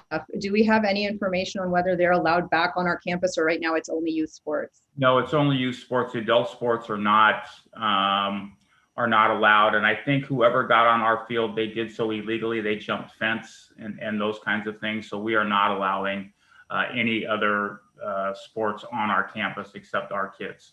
And that's by the health order, that's all we're allowing. So anybody that's using our facilities, and we've had a couple times where I get phone calls, at 10 o'clock at night from the security people saying, hey, we've got people, they call the police. The police have been wonderful with us in terms of coming over and ushering these people out. And we've also had some issues which we've shored up now, where people were breaking into the upstairs gyms and trying to play basketball. And as we called them one night, and we actually had them arrested, and they all got cited. And I had some people come down and pull me out of the office and call me every 4-letter name in the book, because I told them that we're not going to, we've got a great working relationship with the police department. And if they cite them, we're not going to back off, because it's just, as I told them, I wouldn't come to their house and jump the fence in their backyard at 10 o'clock at night to shoot baskets at their house. So yeah, anybody that's on there, it's not us, is illegal. Okay, well, thank you. Thank you for clearing that up. And I would just say to the rest of the community, please work with us. Don't work against us. We already have enough of an uphill battle. Please don't. Please don't. Just don't come to our campus when you know it's not allowed right now. Thank you for Thank you so much, Tim. Anybody else want to make a comment? Anything? I just wanted to thank you for being unbelievable to put all the pieces of the puzzle together. And this is an amazing juggling act that you're doing. And Tim, I just don't know how you keep up with it, because all the different sports, the levels, the whether they're high contact, no contact, and so on, in the what season they're in, varsity, junior varsity. It amazes me, and I'm thrilled though that the kids are getting back, many of them, be it only varsity, but it's bringing them back to the campus, and I think that's doing a lot for the camaraderie of the team when they do get back and can participate in actual competition. It is, and I think, and Dr. Brady, for all the work you're doing. Oh, thank you. I appreciate that. And Dr. Brady can attest to this too, because every time you get something in place, they change the rules on you. The metrics change, and all of a sudden, all your work that you put into now is, you know, so we're trying right now to scramble to put together, 15 seasons of sport in the next month and a half. So, but it's exciting to watch the kids out on the field. By the way, I wanted to ask you one question with the numbers that came out today. That helps you in some phases of the sport too, doesn't it? Yes, it does. That is huge. And as long as that continues to drop, and it's gone down exponentially each week. And I think at that point in time, once we get down to that 7 rate, we'll even open up more. So the next couple things then would be, will we be allowed to have spectators? Can we get back indoors? And those kind of things that we have to deal with. And so it's a whole lot better than it was 2 weeks ago. I tell you, I was kind of, really kind of down in the dumps, but this has kind of excited me, and to see the coaches get excited and the kids get excited, it's fun. Thank you. Okay. Dr. Brady. One thing also I want to just add to Mr. Ellis's responsibilities. is that he also takes on the JPA responsibilities, and that there's another section that follows a different part of the public health order. And so working with the preschool program with the city, who have been back for quite some time, and then with our after school programs. And so they follow a completely different order. So he's got lots of things that he's shuffling there, but I think it's a good segue kind of going into this next section that, even looking at this map and hearing the report from Mr. Ellis, that all of this is based on change from more than one organization. And so that's important for people to know, just because that seems to be the theme really everywhere. It's not just the public health order, it's also the state plan. And so the support that we're getting from every level of government, from all of the organizations that we work with, obviously our school board voting 5-0 to reopen and support the plans that have been in place with the LA County and also the state, the local city government, just the council members. We have council member support from the city, obviously the LA Department of Public Health, which is something that we talk about every single time we meet, and it's always in our publication and communication. The state of California plans, organizations at the national level, including the CDC and also President Biden's plan. And these are all moving towards reopening, which is why you're seeing this happen not only in the rest of the country, but also now in the state of California. So I want to just really start off by saying it's been a year of unknowns. And as you heard tonight in public comment, we have people in very different places with the pandemic. And I think that that's evident when we first emerged into the pandemic and didn't know where we were and where we were going. But also now, after learning a lot about the virus, I still see a lot of people, just as we came into the pandemic, kind of as we start to move out and know more about the virus, we still see a lot of people in different places, and that is not to be unexpected. But I do want to reach out to so many of our staff members. I know that as board members, how proud you would be. There are several groups of people, from custodians and security, people in our business office, special education, technology, district office staff, who have really come to work every single day since last March. And so I'm very grateful for their attendance and also their performance in our schools. Also, I just want to give deep appreciation, our instructional assistants, office managers, support staff, administrators, working kind of a hybrid, kind of inside our schools, but then also doing some virtual work too. And one thing that is just been consistent is just the work of our teachers. It is the greatest achievement. It is exemplary work. And I continue to hear story after story of our teachers that are working and doing everything possible in a virtual environment for our students. And so I've said it just about every meeting. It's in my communication. I truly have seen and observed what's happening in virtual learning, and it's just been phenomenal. And finally, just with students and parents, thank you for trusting us. It has been ups and downs and turns that we didn't see coming. And so for trusting us to follow the protocols and strategies that are in place. We're not following some, endless literature. We've stuck to our guidelines with the state and also with the local LA Public Health Department. That's really been consistent. And it's not just the school district.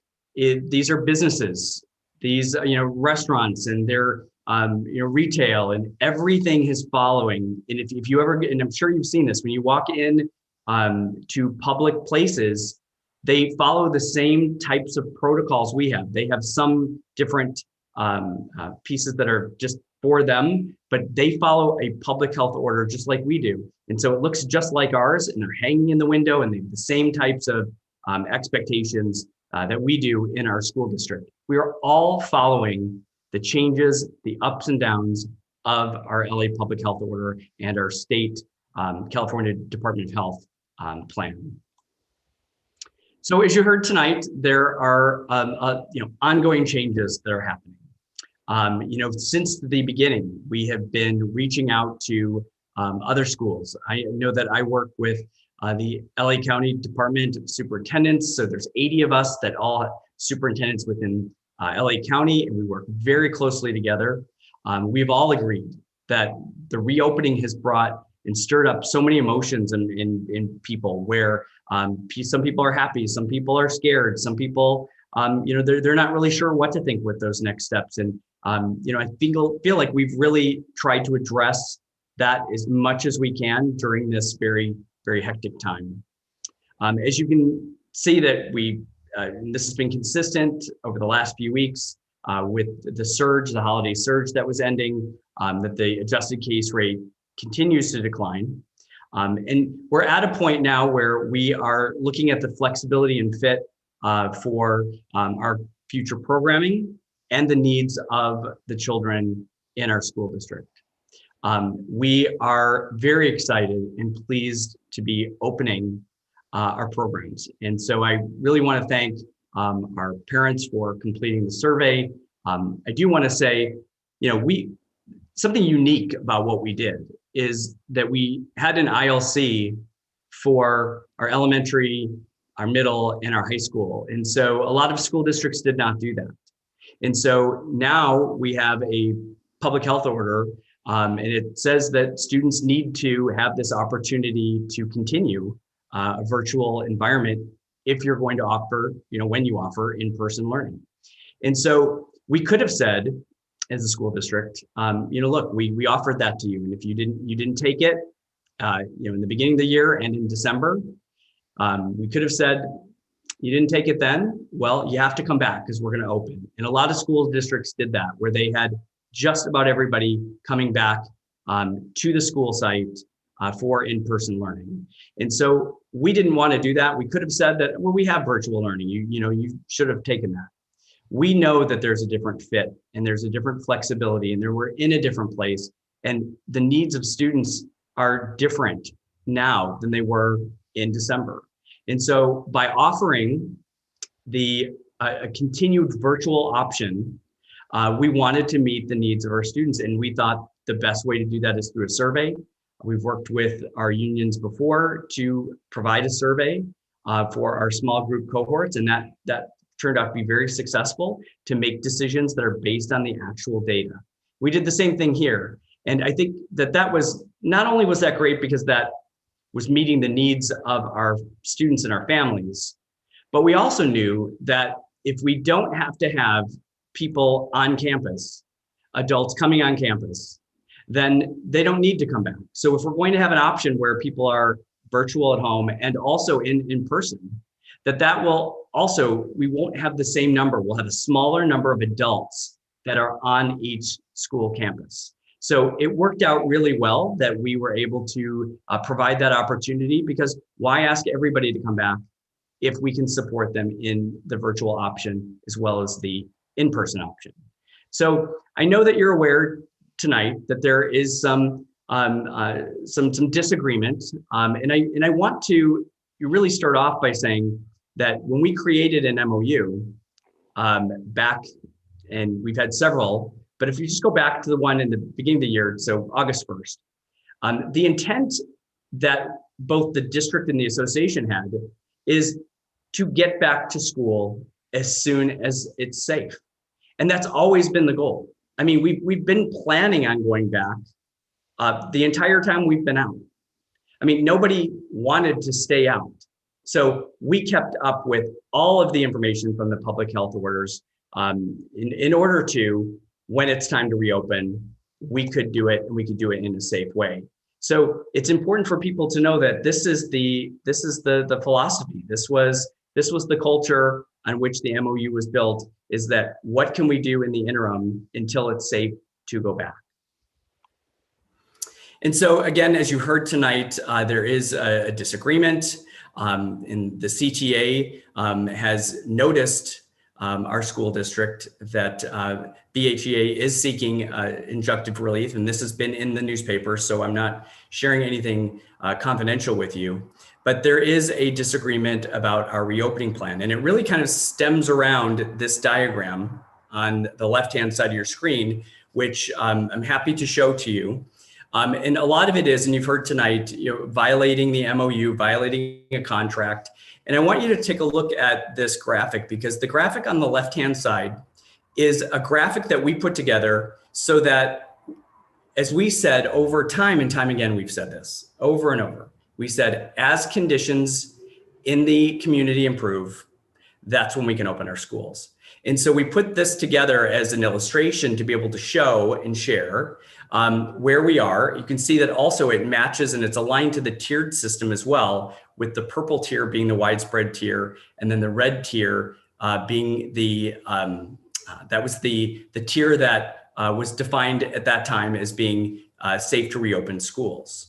And so there's nothing really magical about this diagram, because this diagram is the county plan. This is the LA County plan.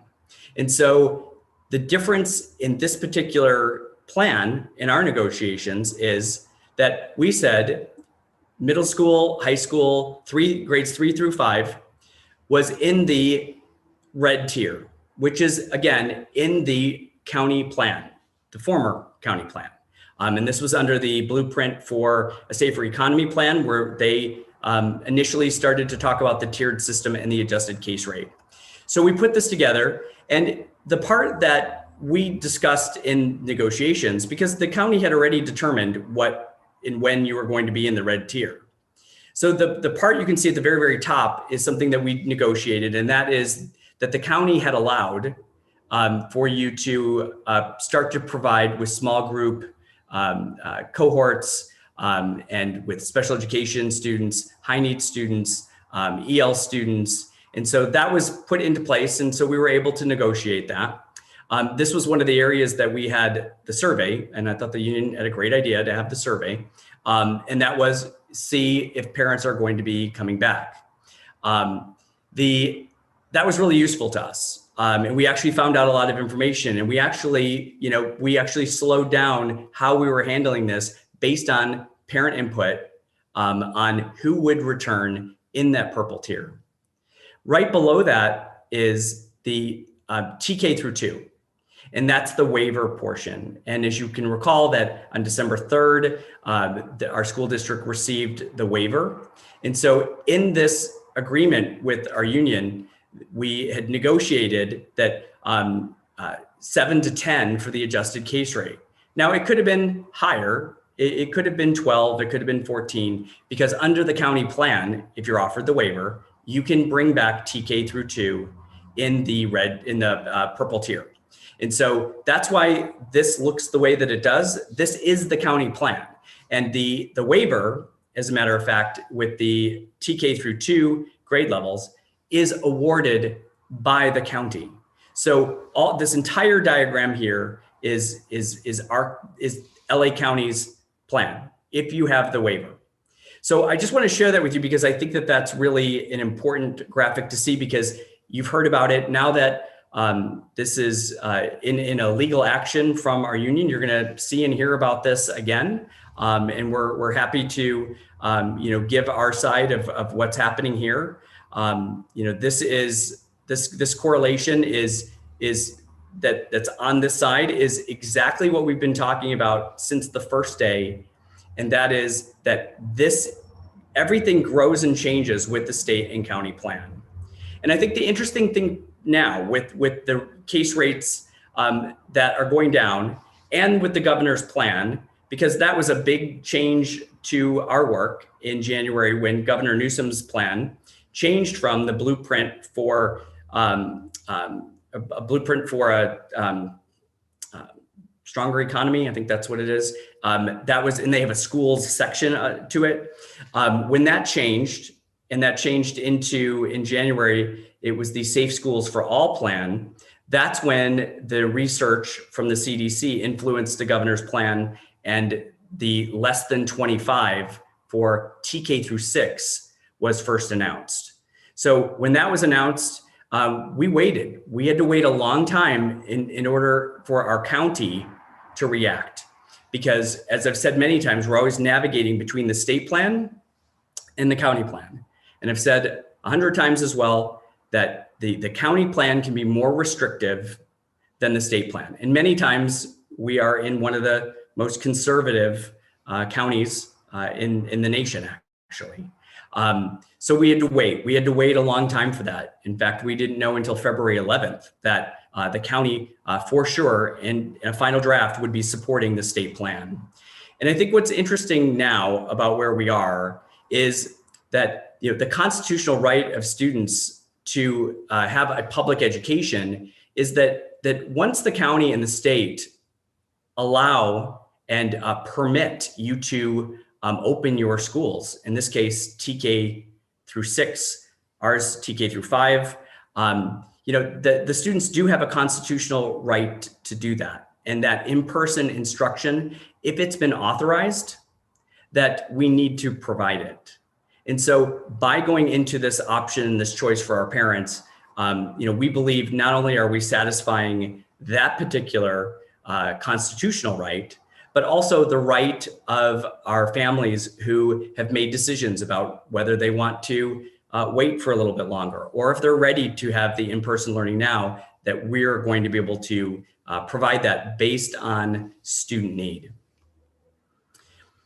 So it's no surprise, I'm sure, as this has been passed around, that we were at 20 as an adjusted case rate. And this comes out every Tuesday.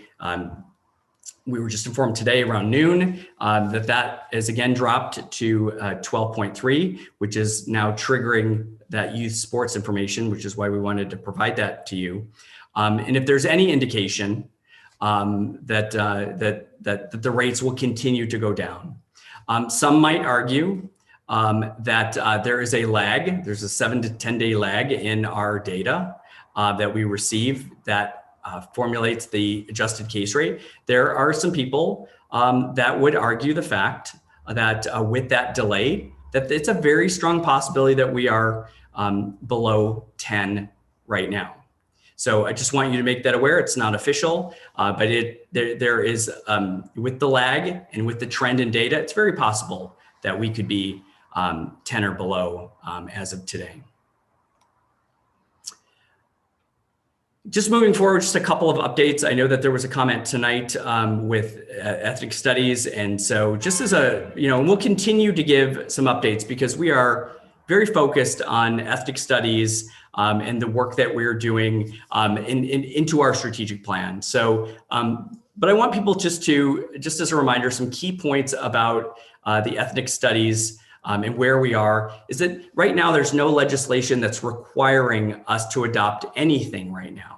And I know that people are getting confused with some of the legislation that's been written for colleges, but this is, we're not at that place right now where, that there's going to be a requirement for us to adopt this program. So there's also not when people say, hey, I want to see that curriculum, and Mr. Seaman has spent a great deal of time getting updates in this area. There's not really a curriculum.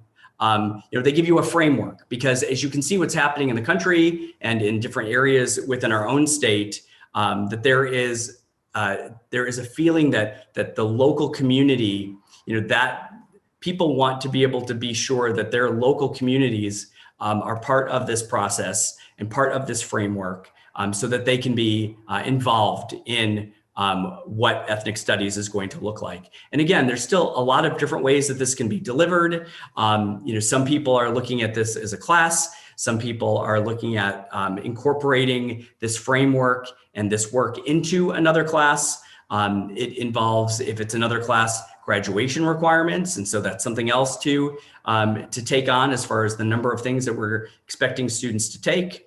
And there is a bill that is moved to the State School Board of Education to vote on in March. And so that is a very strong possibility, but there's also a very strong possibility that this gets rejected out of there because there's a lot of controversy and there's a lot of people that want to have input on this bill. So we're watching that very closely because that's coming up, but that's kind of a moving area for us that we want to keep our eye on. But at all indications at this point, that they are not moving in that direction. So, but we're watching it. The title of the bill, which states the curriculum, again, there's this false sense of, some sort of boxed kit for this program, and they're just that does not exist. So, we are looking at, taking this guidance document and incorporating this into our strategic plan. We would love to have an opportunity where we're able to meet with our community. We want to do this right. We want to make sure that this is, in the right place in the curriculum. We want to make sure that students benefit. We want to make sure that the work is purposeful, that it's meaningful, and that it's a reflection of our community. So we have a lot of work to do in this area. And this is the kind of thing you just don't want to adopt something another school district is doing. We want to be able to take the opportunity to have a true reflection of our own community. And that will take a facilitator, and that's going to take some people to help us work through a process. But I think at the end of it, it will be a very, very quality product, whether it's embedded into some of our classroom work, or if it turns out to be a separate class as well. So just really quickly, we are in our enrollment, we are open. So you probably have received some information already from our several buildings are involved. We've got our district office involved. So student services should have already sent some information. We are looking at that data to make decisions for next year already. And one thing I want you to look at here is, just through our branding, we know that in some of the things that we've presented to you over the last several weeks with our pathways, and this is really important as we start to collect and collaborate on information, almost like the private school feel, is putting this together so that when people are looking, and that's what's happening now, people are looking at private schools, people are asking us questions about the programs that we have in our schools. And now that numbers are going down, we're starting to get interest now again from people that are looking to return to school. We lost a lot of people in our enrollment for homeschooling and some private. So we're looking forward to our enrollment period that's open now. But I did want to just point out that we're starting to really put together some really quality pieces that are a reflection of the teaching and learning and the programs that we offer, which are far and above what most school districts are offering. So I wanted to share that with you, and I'm happy to answer any questions for you.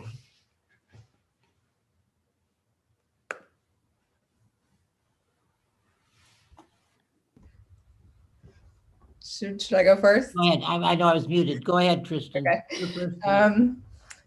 Okay, so I wanted to ask a couple questions based on some of the stuff that we heard earlier in public comment that I think really is answer report. So I'm just going to kind of go through this list real quick. Can you touch on real quick the testing protocol that we have in place? I know we've got a vendor, provider, but I know that also that information I don't think has been shared in detail with the wider community recently. So can you talk about that a little bit?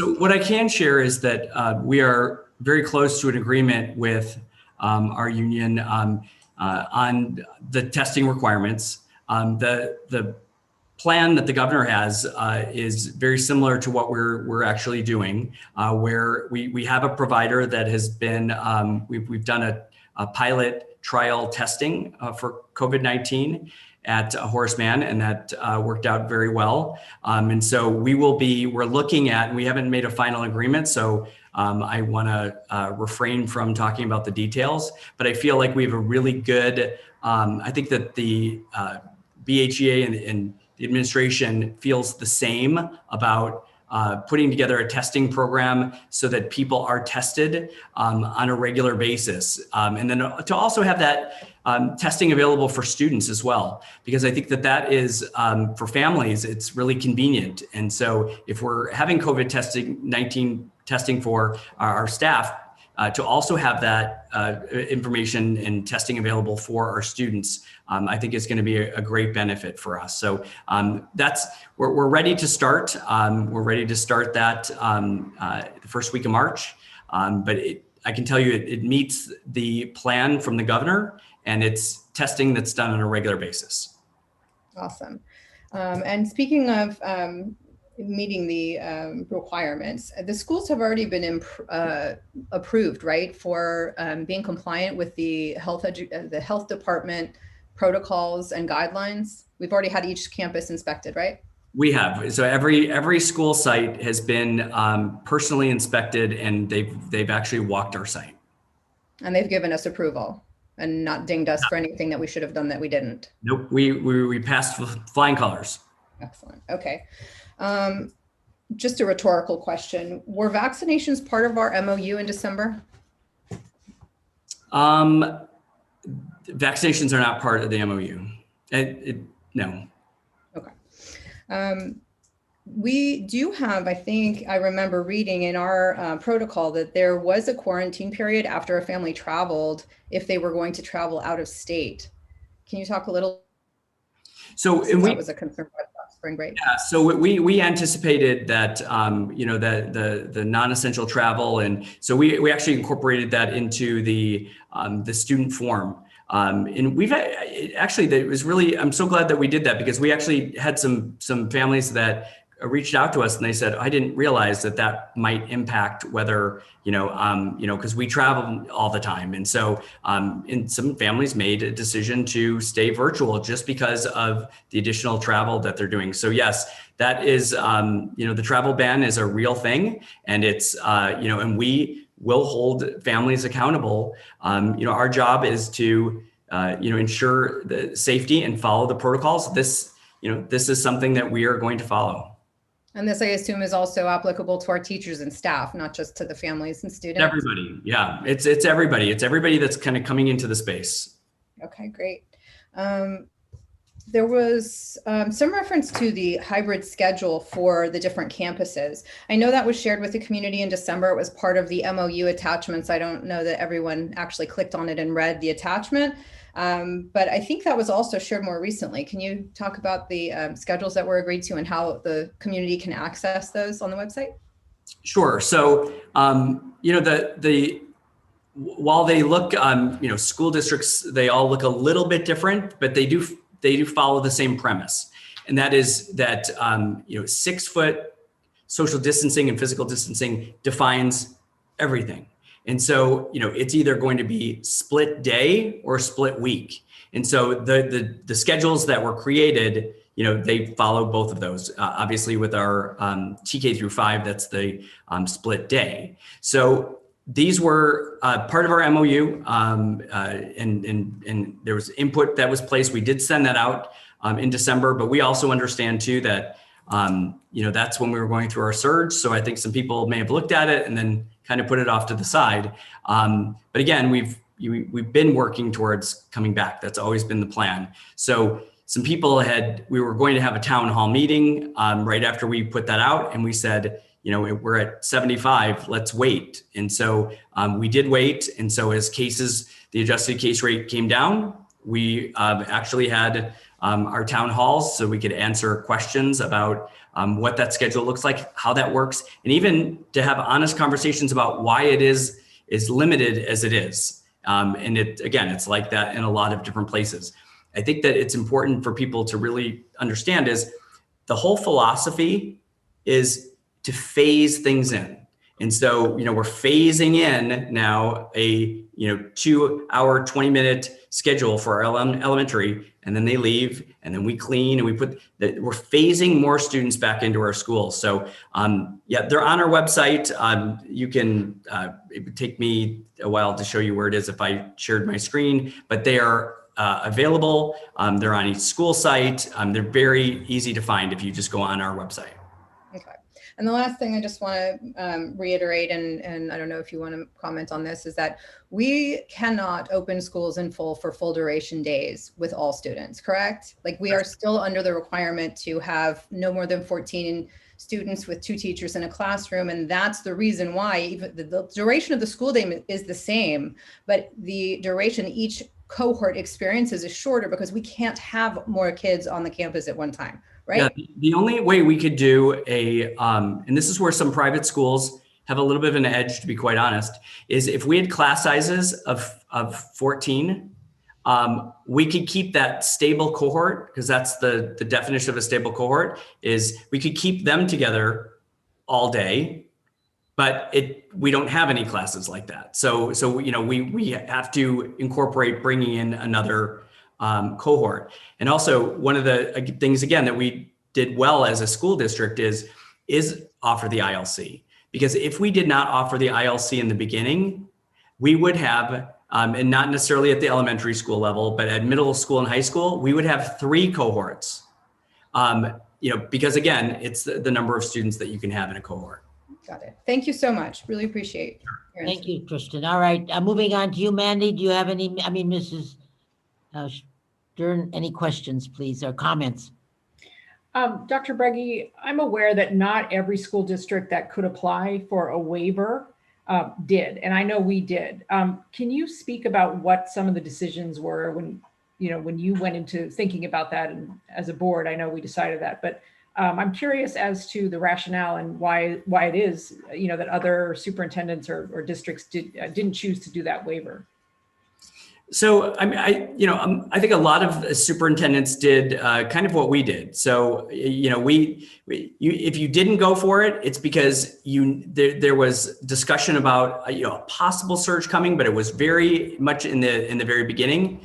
When we decided as a cabinet and a board to move forward, it was that we wanted to ensure that we had every option possible because we didn't know where this journey was going to take us. And we wanted to know that if there's an option for us, that we want to make sure that we have it.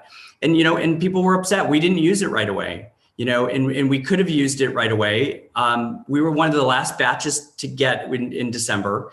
And at that time, the county, because again, we rely on our county to help guide us. And they didn't put it in the health order, but they said, you may want to hold off for a week or so because we believe that these surges are going up. So we believed them that it was the Thanksgiving, because again, that data lags. So it was coming from Thanksgiving and then into the winter break. So, and I still feel like that was the right decision to do that. Excuse me, Dr. Briggy, I just want to remind you that the idea behind it was we all felt like it was better to have it in our hands. In other words, a bird in the hand was worth 2 in the bush. So we really felt that whether we would have used it or not, we wanted to have it. There was no reason why we shouldn't go for it. It was there. So why not have it just in case we could use it? And of course, that was the idea behind it. And we didn't want people to think that, well, you didn't go for it. Well, then we went for it so we would have it, but right. Just to have it, in other words, and unfortunately we weren't able to use it. Right. Well, I think it was wise that we didn't actually redeem it because, if there had been even, 2 or 3 in one school, then depending on the rules, it would have shut down one school. And then if you shut down 25% of the district, then the whole district has to close, if I remember correctly. So I think it makes sense that, we didn't open even though we did have that waiver approval. Right. I mean, I will say school districts did benefit when they were awarded that TK through 2 waiver early November. Like they were those school districts that did reopen, even though most of them closed, because they were open, they were able to then reopen in districts like ours with the TK. Since we didn't open, we weren't considered, we weren't able to give data to demonstrate, because the county wants to see the data and they want to see the growth and they want to see that you can demonstrate that as you phase students and staff back in, that you're managing this successfully. We weren't able to, we didn't have any of that data.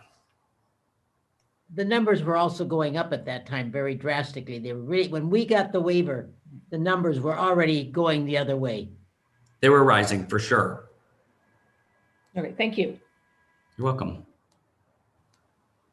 More questions, Mrs. Stern? Nope, fine, thank you. Mr. Margot. Thank you. Dr. Breggy, thank you for the update. It would be remiss if we didn't mention our construction crews that through all of this, the ups and the downs of the pandemic, have been working steadfast to get these schools back online from that point of view. And I think I speak on behalf of the board to thank them all for persevering and showing up. And, some of them were sick, but they kept building. And we're looking at some terrific progress at all of our sites. I encourage people to go onto the district website under facilities, and you can see updates. They're updated, I think, once a month at least, if not more, and see the wonderful progress of our program. And the bond dollars really at work harder than certainly myself. I'll say that. I'm not lifting a hammer over there. So, and then the question I had was in shifting to the schools and bringing kids back, what is our protocol if children come to school and we have these wonderful scanners, thermal scanners, and they're found to have a temperature? Do we have rooms already set up to hold them until they're picked up? Yep, we sure do. So, we are set up so that, and we were just at Horace Mann today, Hawthorne yesterday. We just want to keep going over procedures and see if we can improve. And the first time we looked at our schools, we were looking at TK through 2. Now we're looking at how does this work now with TK through 5 in the school? But we do, and we have it set up in a way so that it's done in a way that it's where we're not having to single people out, but to also be very responsible and hold ourselves to the standards of the health screening that is required. So, but yes, we have it set up so that these rooms are right by areas where they're being evaluated. So as these devices that we've invested in prove to hopefully, be successful in that regard, it's, we're always thinking about what do we do when we come out of the pandemic and things get back to normal. And I would hope that we continue using these scanners. Science has said that there has really been no flu this season because the majority of the people are masking. And they're finding out what they've done in other countries around the world, that it actually does prevent disease from spreading. So if we're able to use that year round with our students, we could hopefully prevent more kids from catching diseases and teachers as well. It'll protect the sites in more ways than one. So absolutely, we saw the same long-term effects, which is why we really, it's a quality investment, because we do believe that this could be used for our future.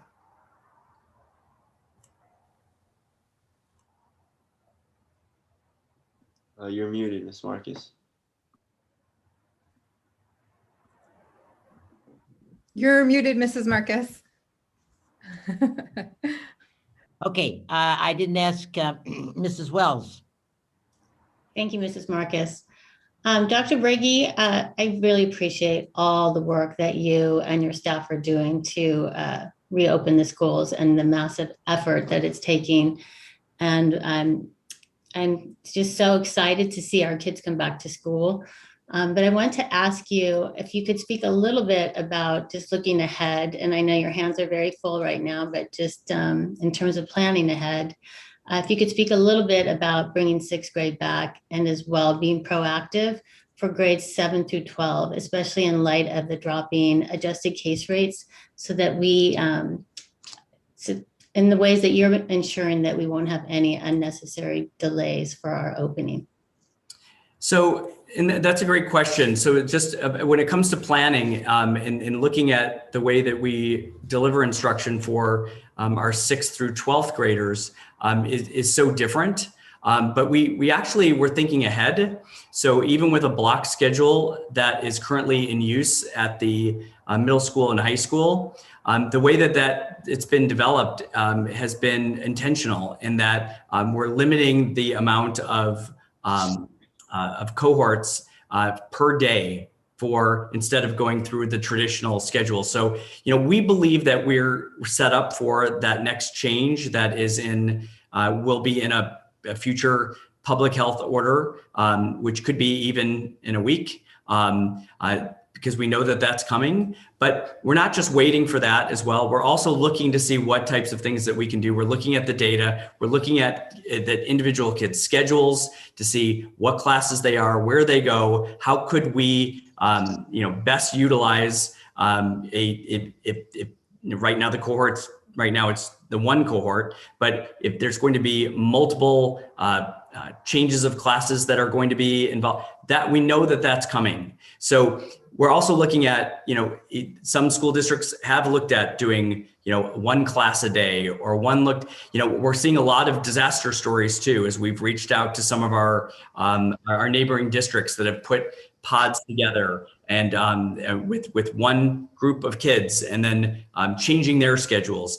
We're looking at it all. I mean, even though we're working very hard right now on TK through 5, because the case rates are coming down, we don't want to be left with something coming from the public health order that we have to then change what we've done. So we're looking at that data, the student schedule in a variety of different ways to see how we can best accommodate our students. So I do want people to know we are looking at it. We're looking at from the staffing perspective, but also from the student perspective as well. Thank you. I really appreciate all your efforts. Sure. Nothing anymore, Mrs. Wells? No? No, thanks. I have only one question, Dr. Briggy, and I don't think we've touched on that, and that is the security of the kids coming back from the outside and the school safety officers and the CSBA. How are we on that, and NASTEC, or what are we doing about all of those topics? I don't think we covered that, and I think we should perhaps.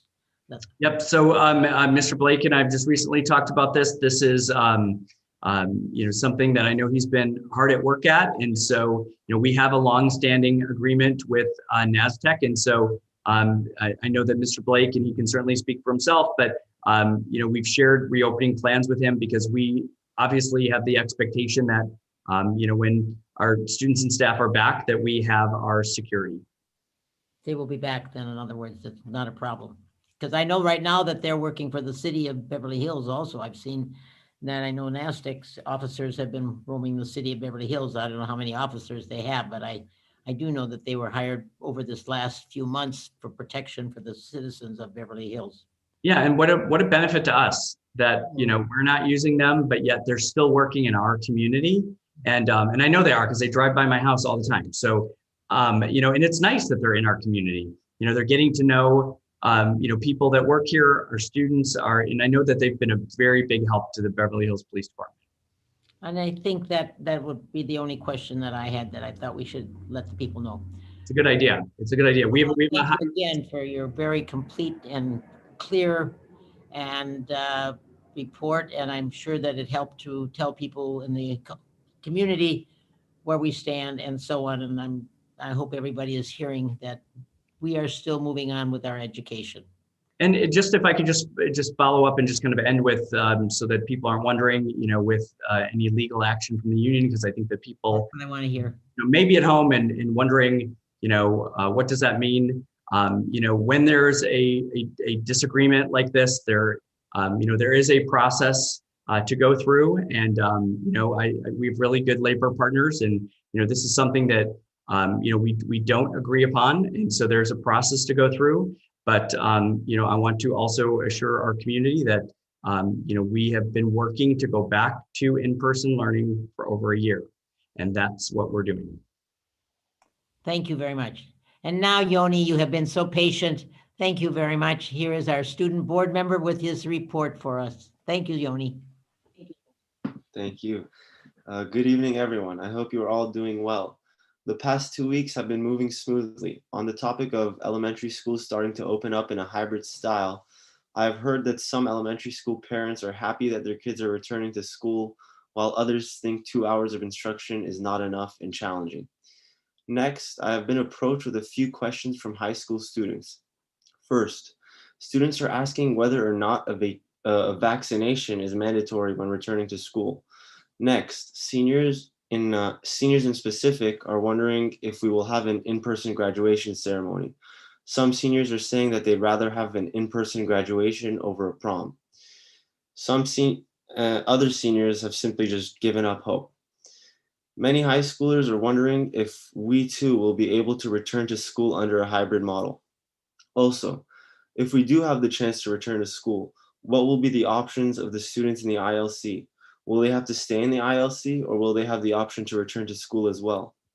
Lastly, when speaking to each individual grade in the ASB class this morning, I have surprisingly been told by freshmen, sophomores, and juniors that most of them are happy and that they actually enjoy online school due to its freedoms.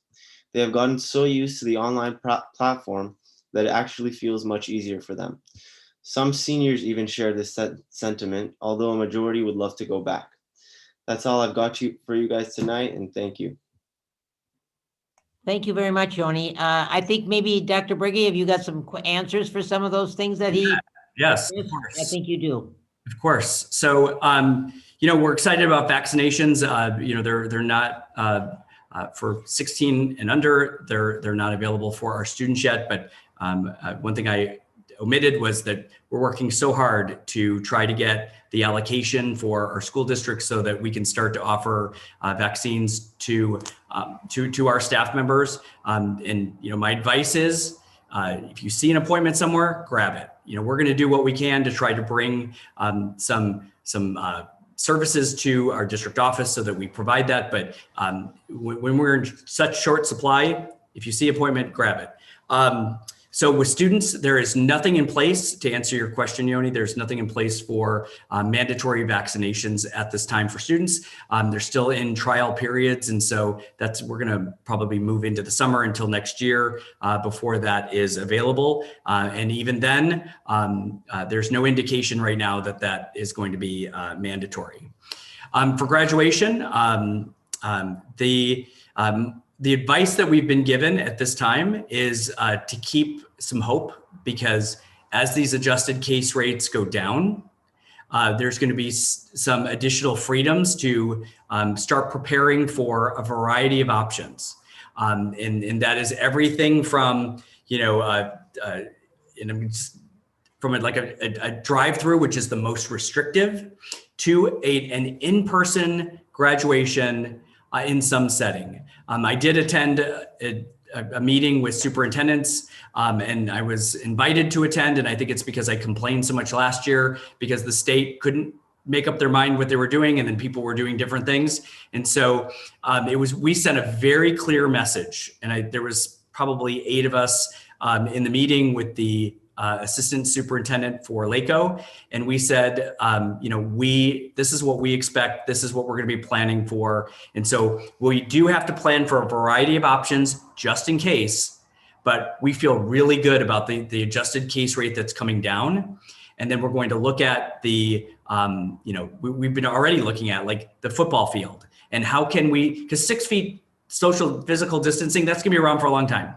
So we're already starting to make plans now. How can we do an in-person graduation and still have the 6 foot distancing, students entering from multiple entrances so that there's not a big crowd of people. And so we're going to get really creative. And so I just want you to know, we sent the message with our assistant super LACO, and we said, this is what we expect. And he was great, Mr. Valdez, and he said, we're going to do everything we can. And these case rates coming down make it a very, very likely possibility. So I'm very excited about that. And so, I fully believe that we're going to keep pushing in that direction. And I think that we're going to be able to make something very special. And to hear you say, I'd rather have one thing over another, just absolutely just breaks my heart to even hear that. But I know how important this is for seniors to have an in-person graduation. And we're going to do everything that we can to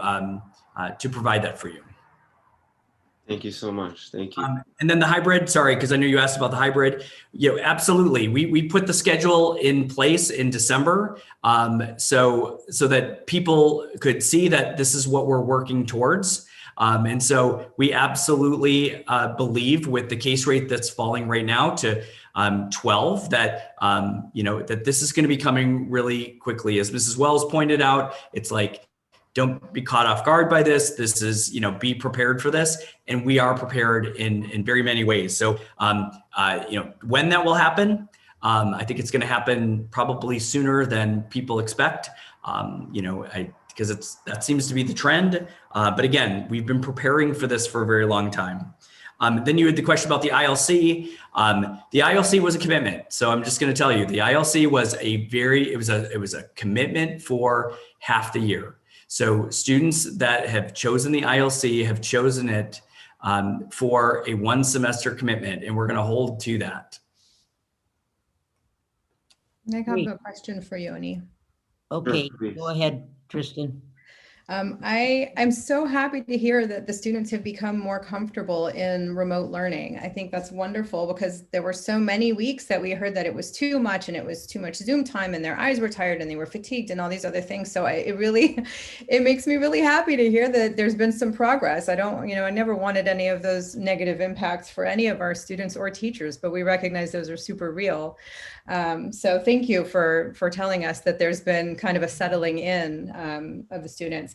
I wanted to, I know I'm a board member, but I have to straddle role on this one because I'm also on the graduation committee for seniors because I have 2 graduating seniors.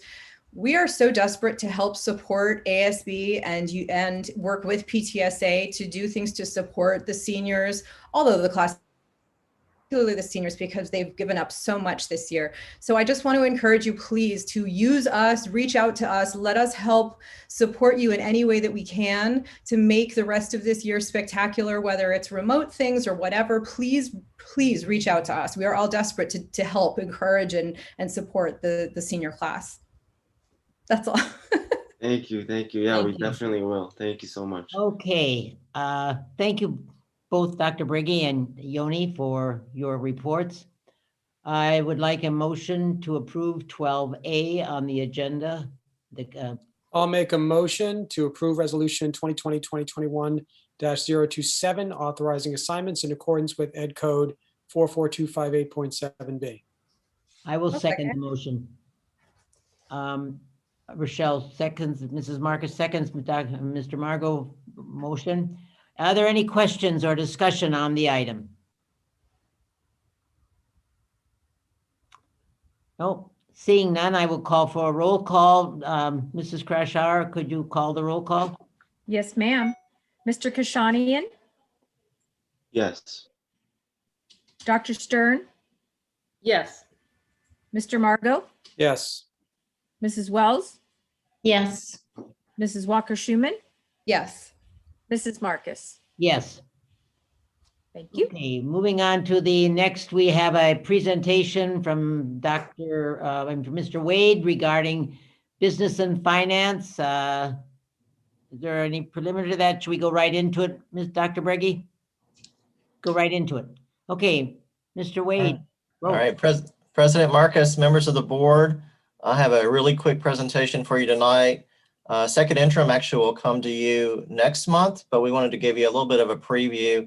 Ms. Starkins, can I share my screen? You sure can. Do you need me to share the presentation? I think Oh, look at that. Good job. Thanks. I feel like a 4th grader. Let's see here. So we just want to start with some fingertip facts about Beverly Hills Unified. You know, we are a unique district. We are one of only about 10% of California public school districts that are community funded, also known as basic aid districts. So what does that really mean? It means that we have a lot more unrestricted general fund dollars to expend on our programs. So for example, our unrestricted general fund is about $55 million. If we were an LCFF district, the other 90%, if you will, we would have about $30 million to expend. So being a community funded district gives us a lot more opportunities for the board to construct some amazing programs. So when you look at Beverly Hills Unified, you also see that we have the lowest class sizes, student to teacher ratios in LA County. And that's a direct result of being community funded. We also have many more opportunities, electives, enrichment opportunities for our students that you see in our neighboring school districts. And then finally, when you look at our employee compensation, we're in the top tier when compared to our neighboring districts. So that allows the board and principals to attract and retain our great teaching and support staff. So these are just facts to have when we ever can go to another cocktail party or a dinner party, to be able to just say that, you know, we know we're funded differently. Our community, our taxpayers, our property owners here in Beverly Hills really is the driving force of being able to have a great school district. So these are just some facts to have. So really quickly, when we bring the second interim to the board next month, you're going to see an increase in our projection for local property taxes from first interim to second interim from 57.3 million to 57.8 million. We've been able to make that increased projection because of actually seeing how the property taxes have come in December. We also have some increases in federal revenue. These are additional COVID dollars that are going to come in to support our COVID relief funds. So we have additional resources available to make our schools safe and get our students back into classrooms. You're going to see next month a decrease in general fund expenditures. We've really sharpened our pencils and looked at how much we're going to expend for salary and benefits through the rest of the year. So you'll see a decrease in expenses.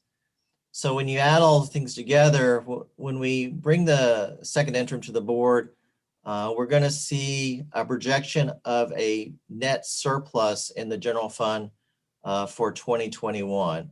At first interim, you see that we had a projected deficit of 1.3 million, but you're going to see a projected net gain in the general fund of about 1.6 million. When we look at our other funds, just some facts that we want to share with the board. Our food service program, our cafeteria program is doing better. Last year we had a deficit, our loss of 357,000. At first interim, we were projecting a loss of 297. That's been reduced to 276,000. This pandemic has given us an opportunity to actually try some different things in food services. Believe it or not, we're actually marketing a lot of kosher meals, and they've been quite successful. So we're going to take what we learned during the pandemic and then roll that into next year and hopefully continue to increase our sales in food services. And then finally, I know someone mentioned earlier about our construction projects and those really ramping up. And you can really see this in this diagram. You can see in 17-18, those are actual construction expenditures for measures E and BH, 27 million. The next year in 18-19 up to 42 million. Last year, 89 million, and projected expenses in our construction program this year of 110 million. So those projects, building B1, B2, B3, B4 at the high school, El Rodeo, are really ramping up, and you can see it in our budget. So that's all I have as a preview for a second interim, which will come to the board next month, but I'm more than happy to answer any questions that you may have. Well, I'm going to take a moment right now and ask some questions. Because. Oh, Mrs. Marcus, I think you muted yourself. Okay, thank you. I'm going to take first call on this because I just want to show something interesting. Mr. Wade, could you go back to the one that shows that we were below the line and then we were above the line? That one right there, the general fund gain. So in a sense, we went from 1.3 to 1 point. Is that a 6? I can't tell, or an 8. I can't tell. 1.8. 1.6. Okay, so we are almost $3 million. Is that, am I to correct that we're about $3 million ahead? I mean, in what we projected from the in the beginning. Is that? No, you're absolutely correct. We are very conservative when we adopt the budget, and we're very conservative at first interim. But then we really get the actual numbers in. We can see how our trends are going. So we're able to make second interim a lot tighter projection for second interim. But you're absolutely right. It'll look very good to when we send in our report. I think it's going to look. I think we're going to come out pretty good on it. That makes me feel good. Yes. And also, once we go back to school, the food services, do you anticipate that could stay pretty stable, or do you think it can change because now the kids are back and the way the plan will work? Do you have any anticipation of a change in the food services expenditures or income? So actually, when we go back to work, we think we'll have more opportunities to serve our communities because we'll have students there. So we'll be able to give to-go meals, breakfast and lunch for all the students that attend. But we'll also continue doing the the drive-throughs that we're doing at Beverly Hills High School. So we'll have multiple opportunities every week to address the food needs of our families. So we actually may see an increase in our food participation as we move forward. So we're kind of excited about that. That's great. Okay, I just want to thank you again for making such a clear picture of where we are right now. It's wonderful to see that. And now I will turn it over to you, Tristan. Go ahead. I don't have any questions. I think, thank God for the real estate market being a boom in the pandemic, because that's our saving grace. And I think a primary driver of, and not just in Beverly Hills, but I think, all over the place. I think that's a primary driver of why the numbers look so different. And just, Wade, thank you so much for making this so easily digestible and for giving us such a great visual representation that's on brand so that we know exactly what's going on. It really is so helpful.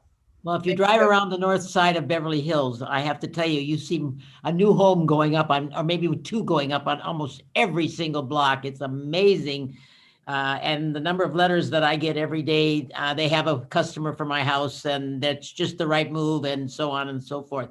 They're still trying to sell property and the people are buying. So let's keep it up. Yeah.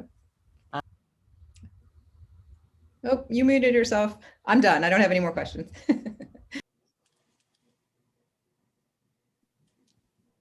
Dr. Stern. Yes, thank you, Wade. Amazing. I love the presentation. I love the colors. I love everything, and it's very palatable and actually very optimistic. I'm very happy about that. So, given that perhaps we're changing, the whole pandemic is improving. What sort of care dollars or COVID dollars can we expect, let's say in the next year and a half, especially if we return to school? Obviously, we're still going to need funds for the PPE, for different things that go on. But do you have any sense of how we will receive monies for that? We're still waiting for the new administration in Washington to give us an idea of what's going to be in the packet that's coming down. But we should get some more information in the next week or so. For sure, we're going to get an additional 1.8, 1.9 million of ESSER dollars that will take us through the spring and the summer. And then with the additional dollars from the federal government, we're optimistic that we can do all the things that the instructional division wants to do to catch these students back up, get them back on track, and supply the PPE that we're going to need and to keep our schools safe. So we're very confident that we're going to have enough funds available to do all the things that all these want to do. Okay, thank you. Thank you, Wade. The news that usually shifts from doom and gloom to positivity traditionally comes later in the year. So it's really nice to have it in February. I appreciate that. Thank you for your staff for their diligent work in getting this. What the board will eventually have to discuss, and we'll see how the rest of the year plays out, is, where are we going to put this, right? It's going to be an opportunity for us to have a robust discussion about these funds. We recently changed the parameters of our reserve. We need to look at that, and we'll need to look at other deferred maintenance also in our district, and these funds could fall into both of those categories. But I just wanted to bring that up and thank you very much.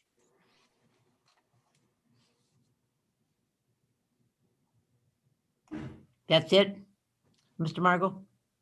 Okay, Mrs. Wells. Thank you, Wade, for that wonderful report. And I really look forward to seeing the next report from you. Welcome. Thank you. Okay, thank you very much, Wade, for that very wonderful, brief, great report. Thank you. Okay, moving on to number 13, number 13, 13B. I need an emotion. I will make a motion for the, oh. Go ahead. Go ahead. Nope. Before you. I'll move approval and clarification of an agreement with ARB Inc. for oil well site monitoring at Beverly Hills High School. I'll second the motion. Motion made by Kristen Walker-Schuman and seconded by Mrs. Marcus. Comments and anything that needs to be questions, answers, discussion? Hearing none, I will call for the roll call, please. Mr. Kashanian, Yes. Dr. Stern, Yes. Mr. Margot, Yes. Mrs. Wells, Yes. Mrs. Walker-Schuman, Yeah. Mrs. Marcus. Yes. Thank you. Can I have a motion for 13C, please? And I will approve I will call for a motion to approve the terms of settlement of litigation captioned Beverly Hills Unified School District versus the Los Angeles Unified School District, Los Angeles Superior Court Case number 20 SMC V00829. So moved. Second to the motion from Mrs. Walker-Schuman and made by Mrs. Marcus. Discussion, any questions? Nope. Call for the roll call, please. Mrs. Crash. Mr. No, Kish- I, Oh, sorry. Oh, I'm sorry. I didn't- Wait. I'm sorry. Sorry. Mr. I Margot. thought we were going around. No, I thought we were going around. Okay. I would just say that this is a peculiar item for us to be approving tonight, and I tried to find the right words to put this into perspective for myself, and I wound up going back to Shakespeare. So all I will say on this item is, there are more things in heaven and earth, Horatio, than are dreamt in your philosophy. Okay, any other comments? Questions? Okay, call for the question. Although, Pam, please, a roll call? Yes, Mr. Kashanian, Yes. Dr. Stern, Yes. Mr. Margot, Yes. Mrs. Wells, Yes. Mrs. Walker-Schuman, Yes. Mrs. Marcus. Yes. Okay, number 14A. Do I have a motion to approve?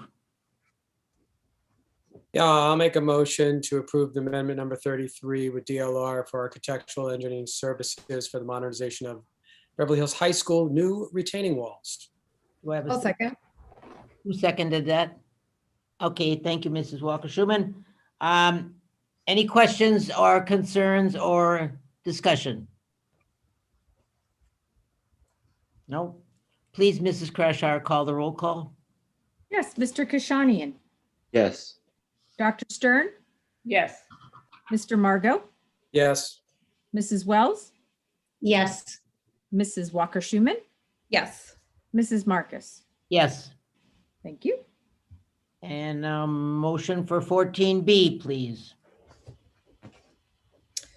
I'll move award of bid I'll number make a motion. 21005 Beverly Vista School Site Modifications and Enhancements Package Number 2 project. Second? I will second. Thank you. Any discussion? Do we have to have a discussion on this? Questions on this? I have a question. Yes. Mr. Blake, I see you're here. The awarding of this bid, there was one bid on the transmittal that listed a total price of 16 million, where that was a complete outlier. So I'm just wondering if there's clarification on the bid process for this one, because it then, I wonder about the other bids and the validity of them if when there's an outlier of that magnitude. Yes, hi, I can speak to that. Good evening, board members. Good evening, everyone. My name is Margie Sanchez, and I develop the bid documents and administer the bid process for all bond-related projects. And this particular bid was comprised of 3 components: the base bid, the additive alternate 1, and additive alternate 2. The bid instructions for additive alternate 1 called for an additional per day cost of labor performed under non-business hours. And this is in the event that students will return to school in the 2020-2021 school year. The district was then going to multiply that number by 180 days. The contractor the contractor that submitted that bid in the amount of $16,673,000 provided an additive alternate one value of $80,000. And I confirmed with the contractor that his number was for the total cost of the entire project, not a per day value as requested in the instructions. So once we multiplied that number, the 80,000 by 180 days, his total for additive alternate one was $14,400,000. Are you talking about Solex Construction? Yes, yes, ma'am. That's still considerably more than the others though, correct? Correct, and we believe that I confirmed with the contractor that his intent was to give the total for the entire term of the project, but what we asked for and the bid instructions were to provide a per day cost.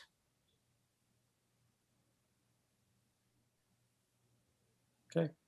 And so then in awarding the bid, it's obviously, I don't have the exact number, but it was 2 million something, I believe, is the cost of this particular bid, this project.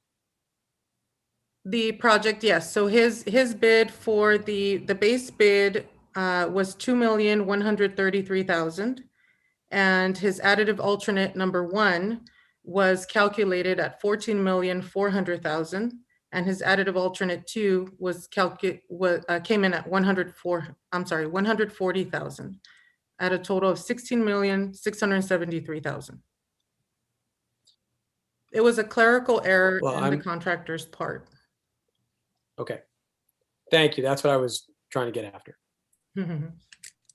So according to this motion, we are going to accept the bid of a company called Kazoni, is that correct? That is correct. And the bid was $2,314,644. That is correct. Okay. Any other discussion or questions? Okay, Mrs. Krashar, will you call for the question on roll call? Yes, Mr. Kashanian, Yes. Dr. Stern, Yes. Mr. Margot, Yes. Mrs. Wells, Yes. Mrs. Walker Schuman, Yes. Mrs. Marcus. Yes. I will make a motion to accept the award of bid number 2021-005 Beverly Vista School Site Modifications and Enhancement Package number 2 project. So I have a second. I'll second. Thank you, Mrs. Walker Schuman. I'm sorry, didn't we just do that one? Questions on this one or concerns and discussion? I want to make sure, because I thought we just did that. We just discussed that one. I think we did the modifications and enhancements package. This one is the materials testing and inspection services. That's not what was read. I think she read 14B. Yes. Sorry, I'm sorry. Yes. That's okay. I'm moved for the, I'm sorry, I didn't change the paper. Approval of a professional services agreement with RMA Group to provide construction material testing and inspection servicer for Beverly Vista School Site Modifications and Enhancements Package number 2. I was thinking there were 2 of them and I read the first one twice. I'll second. Thank you. Questions or comments? Discussion?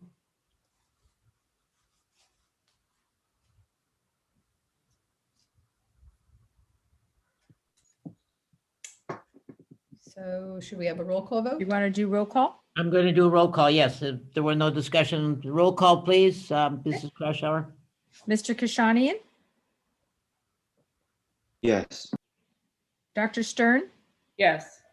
Mr. Margot, Yes. Mrs. Wells, Yes. Mrs. Walker Schuman, Yes. Mrs. Marcus. Yes. Thank you. Okay, 14D, have a motion, please. So can I make a motion for the ratification of an agreement with Garza Construction to perform grading and vault cover repairs at Beverly Hills High School? Do I have a second? I'll second. Thank you, Mrs. Wells. Perhaps we could explain where this is going to take place. I think it might be where the grading and vault cover repairs are going to occur. I think that I would like to hear about that. Maybe someone, Mr. Blake is here, or someone from construction. Mr. Blake, I can take that question. Let's hear it, yes. Thank you for your question, Mrs. Marcus. The area of work that was impacted by this grading was up in the village area where the portables were removed for the oil well abandonment operation of Wolfskill number 23. And what was the intent? Are we planning to do with that area once it's been repaired? Do we know what its function? It could be part of an athletic field, a baseball field. Do we know what it's going to be used for yet? At this time, no. The area has just been cleared for safety purposes, just to make sure that any holes were infilled. That area will be evaluated after the remainder of the portable village is removed. I believe there is a master site plan that Mr. Blake could speak to with its future use. Good. Thank you very much for that explanation. Are there any other questions or comments or discussion?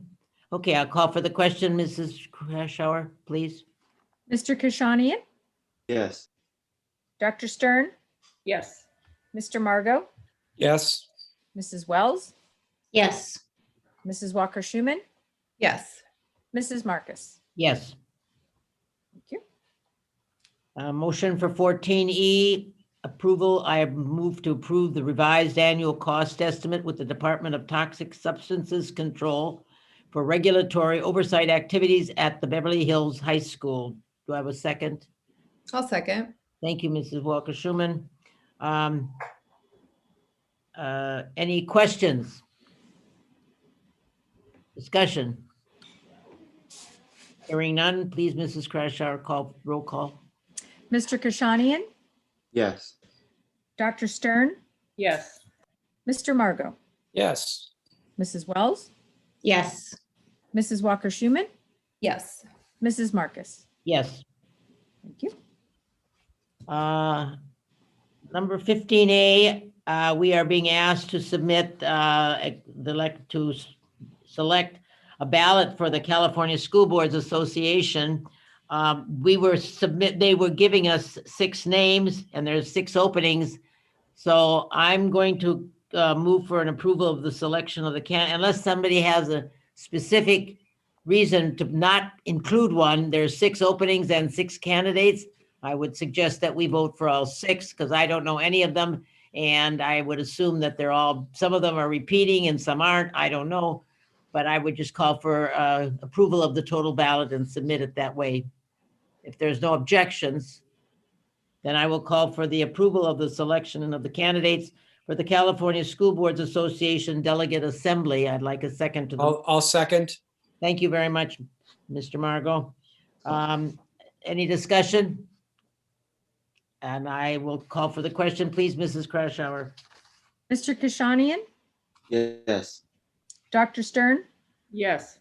Mr. Margot? Yes. Mrs. Wells? Yes. Mrs. Walker-Schuman? Yes. Mrs. Marcus? Yes.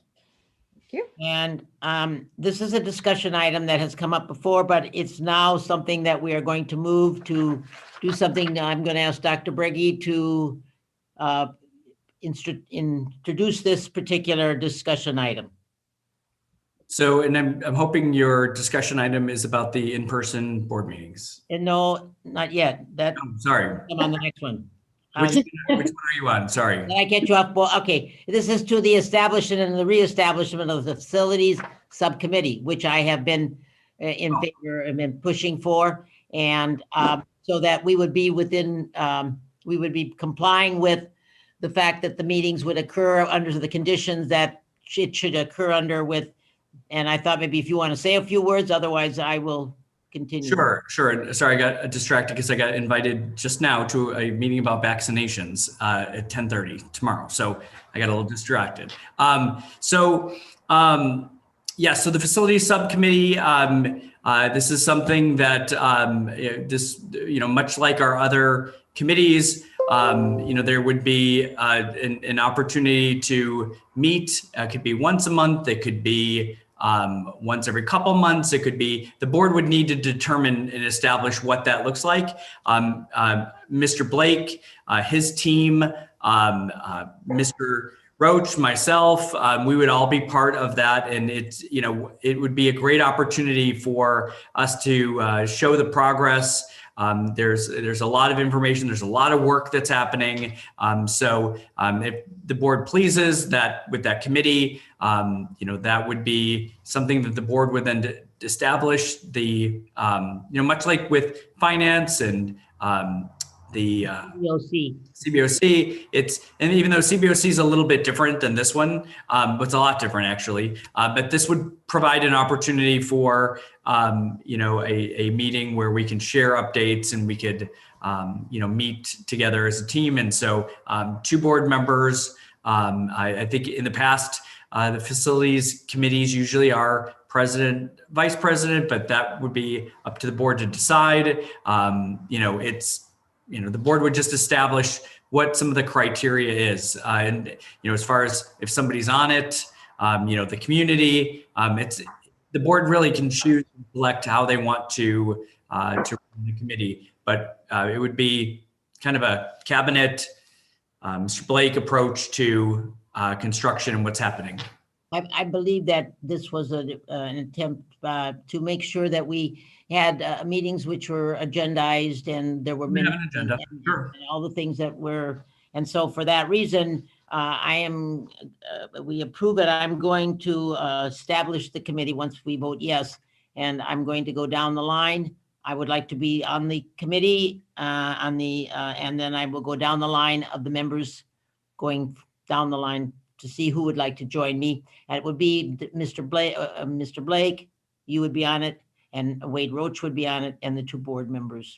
And this would be, you know, something that we would put on the agenda for the next meeting, but this meeting would be just more discussion and some sharing about, you know, from members of the board as far as establishing this committee.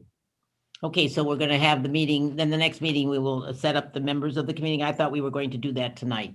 So what we would do is establish what the criteria is, like what does it look like? I mean, you can have any discussions you want to about it, but we would vote on it at the next meeting. Let me just give you one example. So usually finance committee, the way that that's been run is, you know, like a board member will, you know, nominate someone to be part of that as well, like a community member.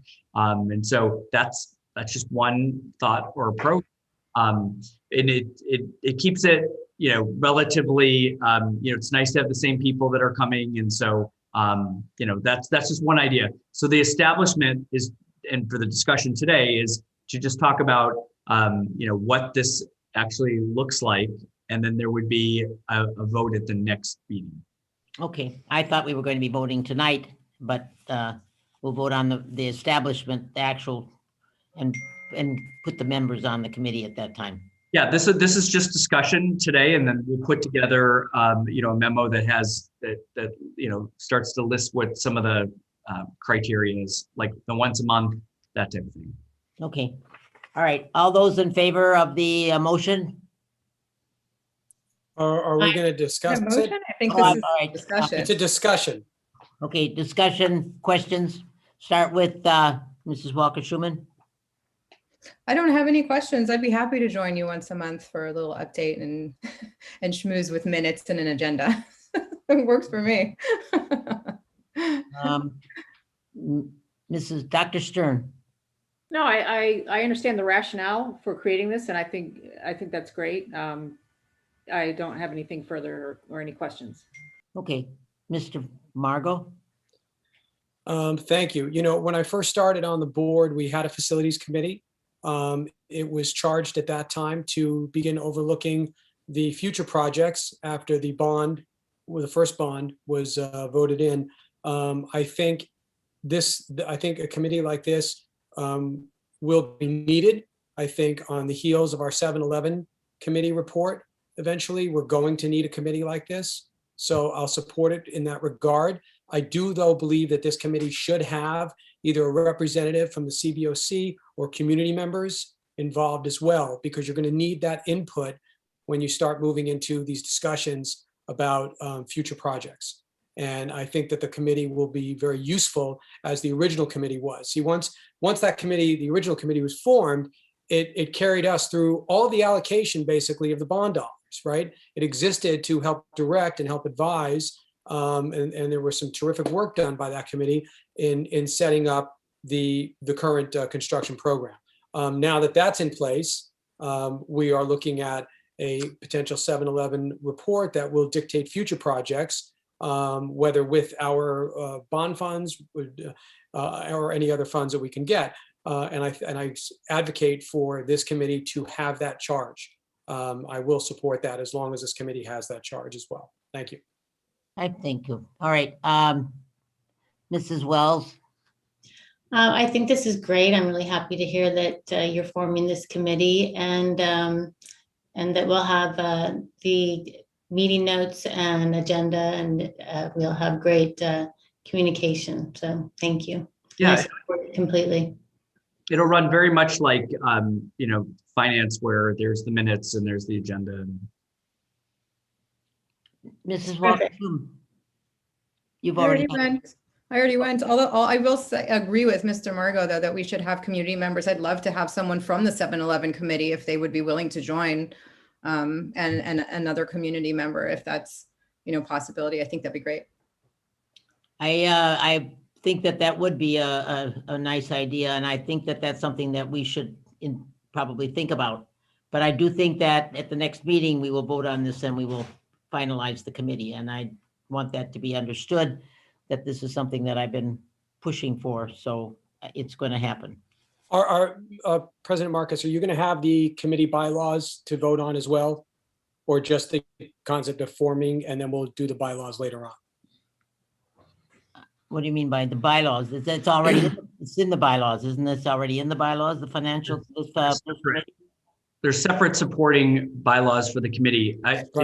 My suggestion would be, I think I really like the way that finance is put together. I think that may be a model for us to look at. So if with your permission, let me just go through and I'll review before the next meeting to look to see what those bylaws look like, see how aligned they are to something like this committee, and just see. I could even try to find in the archives the older facility committee, and we could start from there. And I think maybe we can put them all together.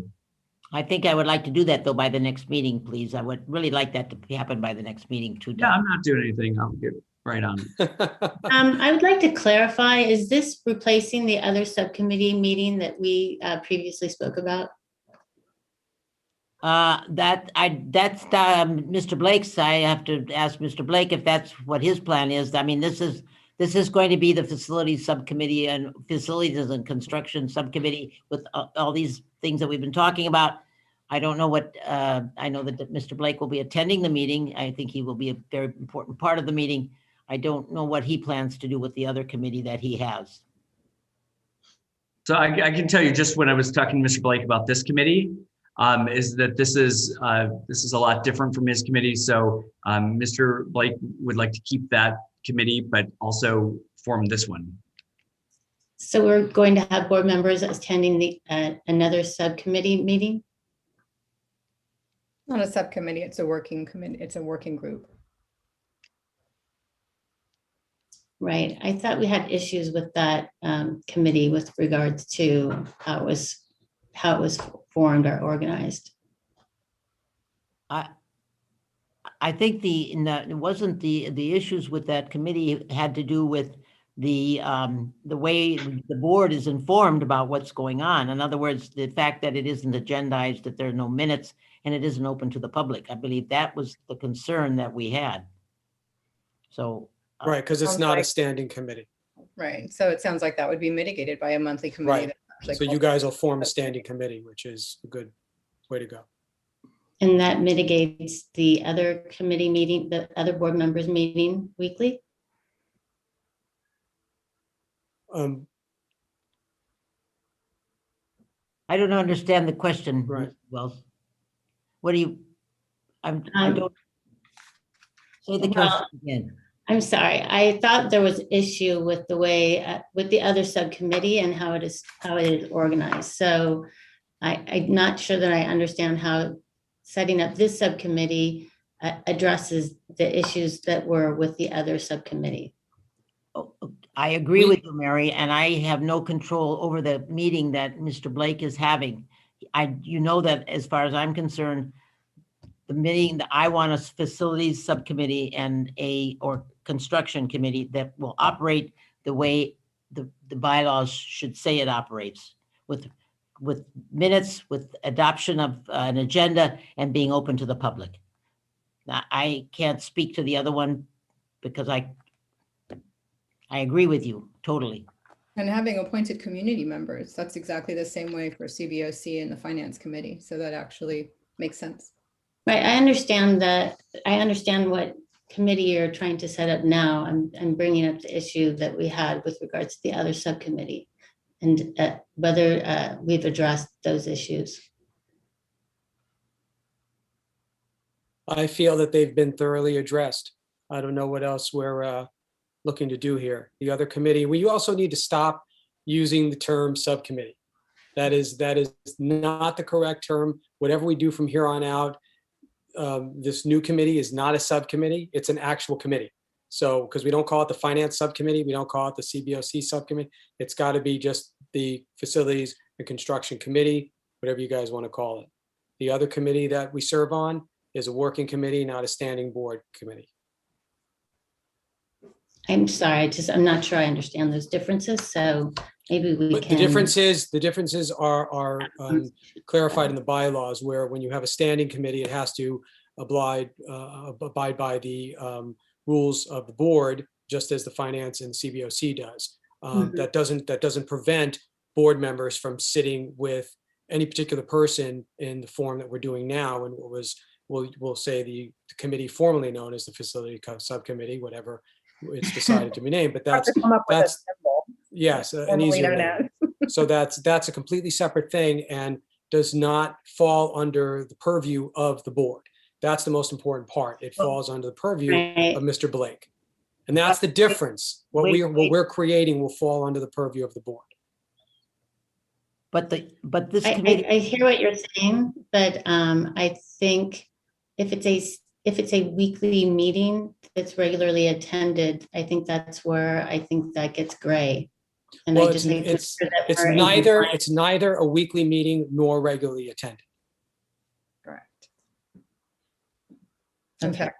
So several weeks we haven't. I mean, I'm sorry. So it used to be a weekly subcommittee meeting. It used to be formally called the weekly subcommittee meeting, but it no longer is. Is that what you're saying? You're changing the organization? I don't remember it ever being called a weekly anything.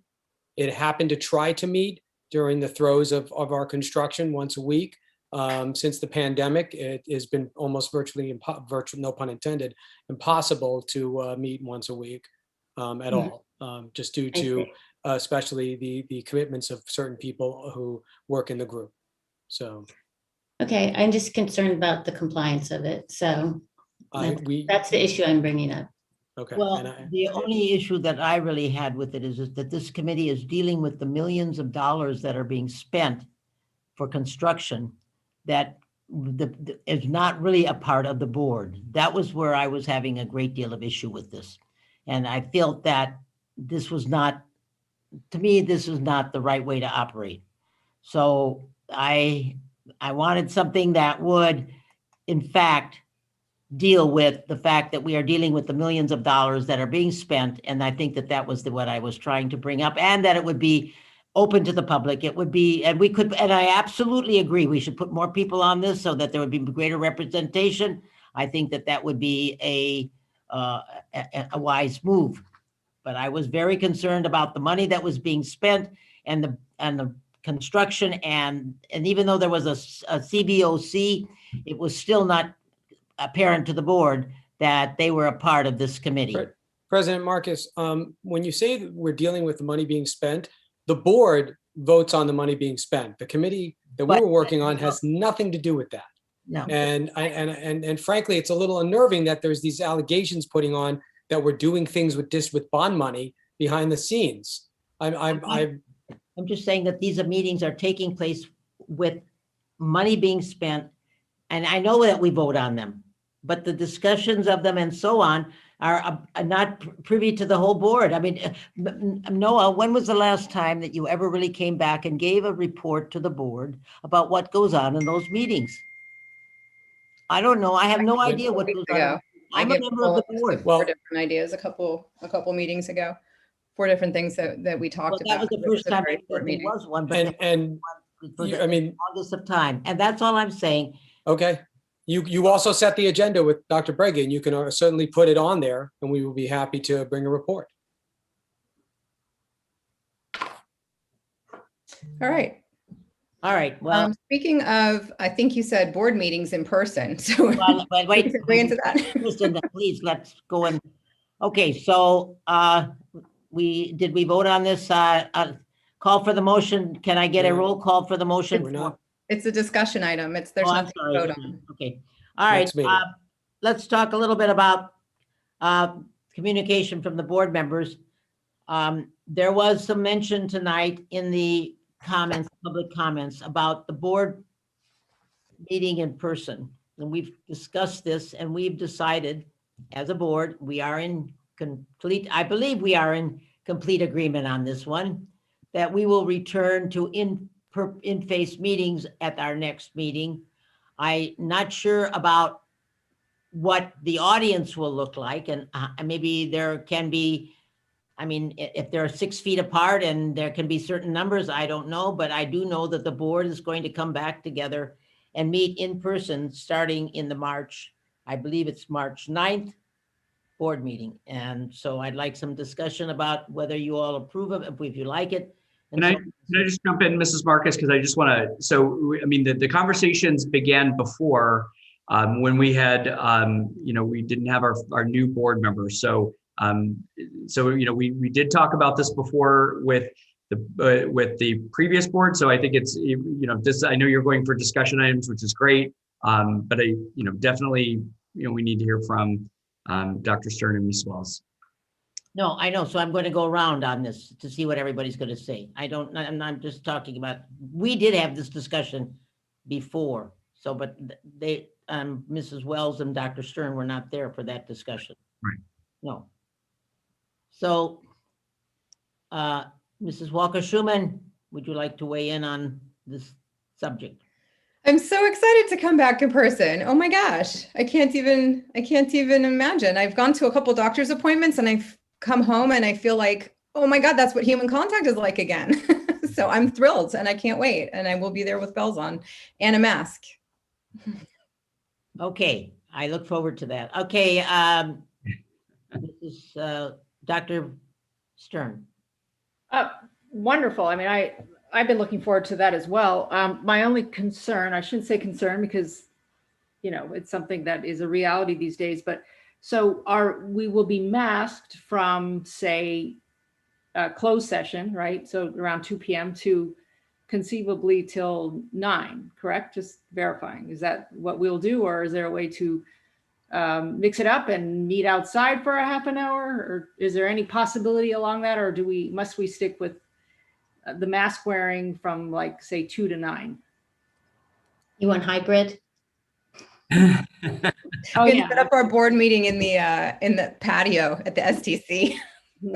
Well, first for closed, we would obviously have some more, some options for our closed session, but for our open session, we would need to be at the high school in the John Cherney. And, based on the conversation with the previous board, we have it all set up where, people are 6 feet apart and also wearing masks. So obviously closed, we'd be a little bit more creative, but our open session, we have, we'll have KBEV there and also helping us with the meetings. So they can hear us and record what we're saying if we're wearing a mask for open. Or no, you're saying there wouldn't be a mask for open, but we're 6 feet apart? We'd still be in masks, but yeah. So, but I don't have any, I don't underestimate KBEV. They will be able to capture the sound. Okay. you know, although we may want to take some breaks, and we want, you know, just like, you know, you have to kind of assess some of your meetings. And so it's possible to take a break and to, you know, we would be very careful. We have to follow all the procedures we have to follow. But, you know, we could be, you know, we can take some breaks. We can, you know, somebody can walk away. Somebody can, you know, we don't have to just sit there. We can break it up a little bit. Not only that, I believe, Dr. Briggy, that the room, you've already told us that there is a floor plan, or the way it's been set up, so that we will be far enough apart. Yep. And it's not, and it's just for the board, and, you know, because again, we're not open. So we would not have an audience. We're not approved to have a group gathering, but it would be just with staff. So we'd be cabinet members. We would be just sitting in the auditorium, but spaced far apart. And if needed, we would come up to the microphone. But you know, we'll have the board at the front on the dais. So would we do public comment like by Zoom, like Ms. Cannon, Ms. Rice and Sign? Wait. Okay, I want to make sure everybody. I'll forget the people in turn. Okay, Mr. Margot. No, yeah, Mr. Margot. Mandy, were you finished? Okay, thank you. So I have two thoughts. One, I'm going to have to go back to my dry cleaners again. I've been like a year, I haven't really had to go to my dry cleaners. He misses me, but hey, such is life. The other thought is I think we should consider possibly doing closed over Zoom still, because that will reduce the time that we have to be in a mask. So you know, it would be better, and we could just leave all of ourselves. We're all within 10 to 15 minutes from the Churney, you know, wherever we are. So that would be a thought. And are there certain guidelines, county guidelines in this? Have they opined on board meetings, or it's just you kind of follow what your school is doing? Right. I mean, we could have, it's not a problem to have the board meet in the board setting there. Okay. Are other, do you know if other districts are starting to do this now, or does anybody know that? I'm not sure. I haven't really researched that, but I would guess that they are. I think if they're opening up, I would guess that everybody's starting to transition back in. Okay.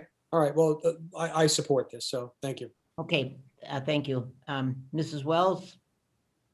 I definitely support it, of course, because we haven't even had that opportunity yet. So I'm really looking forward to it and seeing all of you in person, which would be really lovely, I think. So I'm open to both, or whichever works for everyone. And also, I'm really sorry to belabor this point, but if I may just say one thing about the subcommittees. I know we moved on, but I'd like to say something. If that's okay with everybody? You have the floor. Thank you. I just would like to clarify, or at least follow up about the meetings formerly known as the facility subcommittee meeting, only because I do have concerns about that. I still do, in terms of the compliance from when we had talked about it previously. And I would just like to make sure that that meeting is in compliance. For some reason, it just, I feel like the new subcommittee is more of a Band-Aid. I think it does address an issue of communicating the construction program and the bond program back to the board, because it's an open meeting. And I think that's great. I'm just not sure if it's addressing what the issues were with the other meeting. And I'm just going to call it the other meeting because, you know, it's been called something else in the past. So I would just like to make sure that we are in compliance on that. And that's all I want to say about it. Thank you. Mrs. Walker-Schuman. Oh, I was just going to ask if we're going to have public comment by Zoom for the in-person meetings, because obviously we can't have people come to the podium and all gather. So, and since we seem to be getting away from just reading letters that people are sending, you know, I think we should migrate to, you know, we can have people in the waiting room on the Zooms to make their public comments. And if they want to enter it just into the record, they can do that. But I think that, you know, if we're going to be moving to that environment, if we're going to make the change, we should do that as well, so that people actually can be on camera in their own voice. maybe with way KBEV can work something out so that it can be done. I'm sure they've got incredible ways of transmission and so on. So I'm thinking they can be very, very creative and figure out how we can handle that. And we'll put that on their laps and see what they can come up with. Yeah, it's a great point, Rochelle, because if you watch the news, CNN, you have people live in the studio and they bring in people on Zoom. So it's absolutely doable. Well, we can do that. And since it's going to be back in person, we can be, again, try to be as, as close to what happens in an in-person meeting, but with kind of this, it is kind of a hybrid. So that's why we tested it today a little bit just to see how that would work. But we believe we can make that work, and we would go back to the way that it is when it's in person. So you either can sign up and then, we let you in and you can read your comment like if you were in the John Cherney, or you can check the box basically that just says that it's for the record. So that's what we did before in person. So we can duplicate exactly what we used to do. Well, I'm really excited about that. I think it's a great way to be role models for returning to school. So it's a wonderful idea. Right, are we ready for board comments? Well, Communication? I'm all in favor of it, and I hope that they can figure out a way so we can have the comments, because I really think that that's important. And I look forward to seeing everybody in there. Well, I agree with, by the way, possibly doing the closed session at home on Zoom and then coming in, so that if we just have to make sure we mind the time that we're in the board closed session, so we give ourselves enough time to get there and get settled and get ready for the meeting. The only thing that I can tell you about that is that I'm going to be very upset that I won't have the two screens that I now have in front of me, because I've learned how to navigate that, and now I don't know what I'm going to do when I go back to this little computer in front of me, which I couldn't use even when I was in the meeting. So I have to figure something out, because I've enjoyed, I have to tell you, this has been the one plus for me. And they just gave me a Zoom camera, what do you call it, Zoom Sonic or whatever it is. And now I have to not use it anymore. So we'll take care of you. And so now let's go around for any board comments at this time. I will start with Mrs. Walker-Schuman. So thank you. I want to congratulate our Science Olympiad students for all of their success and their wonderful teachers who supported them through that success, especially in a pandemic. Kudos, amazing job. We're so proud of you. I wanted to wish condolences to Dr. Fields and Mrs. Gifford's families. Losses like this are never easy, even more so when it's been a really remarkable BHUSD community member and really like a family member. So condolences to their families. I'm going to ping pong a little bit, or pinball a little bit, to different things. The ethnic studies curriculum, just momentarily. We've discussed this a number of months ago. It was the prior board. I don't think we've had a real comprehensive discussion with this board yet, but I just want to be on record saying that at that time, what we had talked about was the importance of the curriculum being introduced before its adoption. I know that we don't control that, the state controls that, but I still advocate that the curriculum needs to be provided and that we have a chance to review it before it's something that the state mandates adopting. I also still support, as I said that many months ago, developing our own curriculum for ethnic studies. I think that's really important. I want to give a shout out to summer program BHEF. They're registered for the summer program, so everyone please keep your eyes on that for the summer school, for high school, middle school. And I actually wanted to ask also, I know that we've been talking about additional support for the summer because of the pandemic, so I'd love to have more information about that on the next meeting agenda, if possible, if it's not too early to ask. Let's see, the adjusted case rates, I just want to highlight this, dropped from 20.1 last week to 12.3 this week. That's 7.8. That's a really significant decrease. And I just think we need to recognize that we're really trending in a good direction. I think adherence to protocols is crucial. So I continue to encourage all community members, whether you're out and about socially or appointments, whatever. And certainly as we return to school, please wear your mask, socially distance, wash your hands. Those things are going to keep all of us safe. I recognize that the district is a bit fractured right now. The work of the board is trying to it's trying to do the impossible, right? It's trying to make everyone happy with every decision we make. And we know we're never going to be able to do that. But I hope people will take the time to recognize that we're really trying to balance all of the interests and make sure that we make good judgment decisions and well thought out towards progress. And that really is what this resembles to me in taking the step to return to school. I think a phased approach is the most prudent. It's what we talked about in our agreements.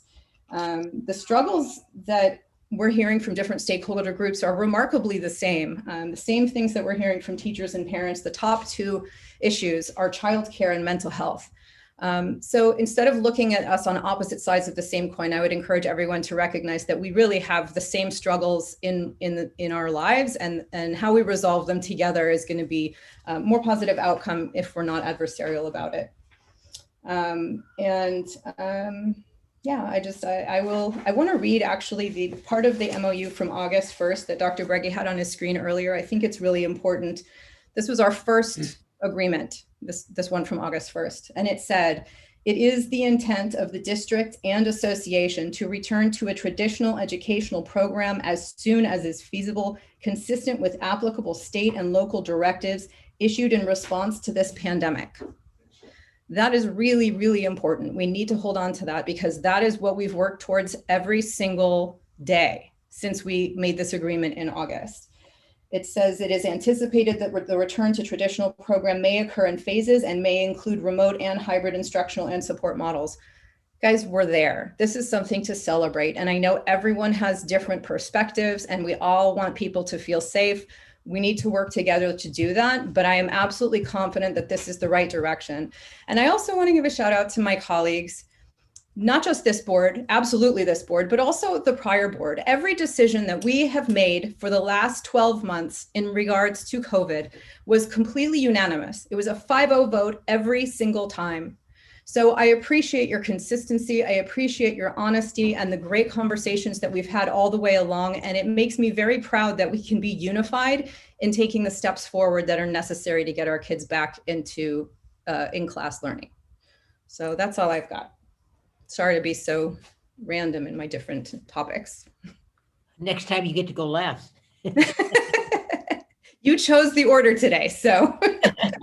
Well, I change it every week, so you'll see that it's going to change again next week. Yep, or 2 weeks. Good. Okay, Dr. Stern.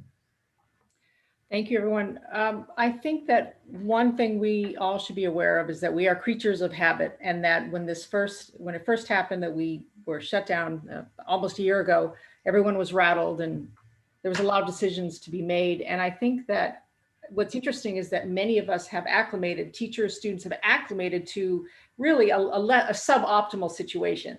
So let's not lose sight of the fact that going back to where we really need to go is really ideal, because it's just suboptimal to be learning not at school. So we have to remember that, but we can't underestimate how difficult it is to reacclimate ourselves, since many of us, even kids as young as 6, have gotten used to a new layout, a new way of relating, a new way to wake up, a new way to, get your lunch. So I think a lot of, and as a psychologist, I've learned to be someone who's very empathetic. And I think that a lot of what we're seeing from all members is really just a fear and anxiety of having to unpack and make a change and a shift from what we have gotten used to begrudgingly over the last 10, 11 months. So I guess I just want to say that I'm very excited, but make no mistake, the change and the transition will be difficult as we're seeing, but it is so worth it. And I know that we're united in the right decision for the children who no doubt belong at school. And there's very little doubt in my mind that that is the right direction. Thank you. Thank you. Moving on, Mr. Margot. Thank you. I did also want to mention Lynn Gifford. I've known her for a long time, And being a BV parent, we used to see her at drop off and pick up. And she had an amazing personality and sparkle to her that will surely be missed. Her father actually taught me driver's training over a year ago, we'll put it that way. And I feel like they've somehow been part of my life for a long, long time. So her loss is really felt all over and in my home.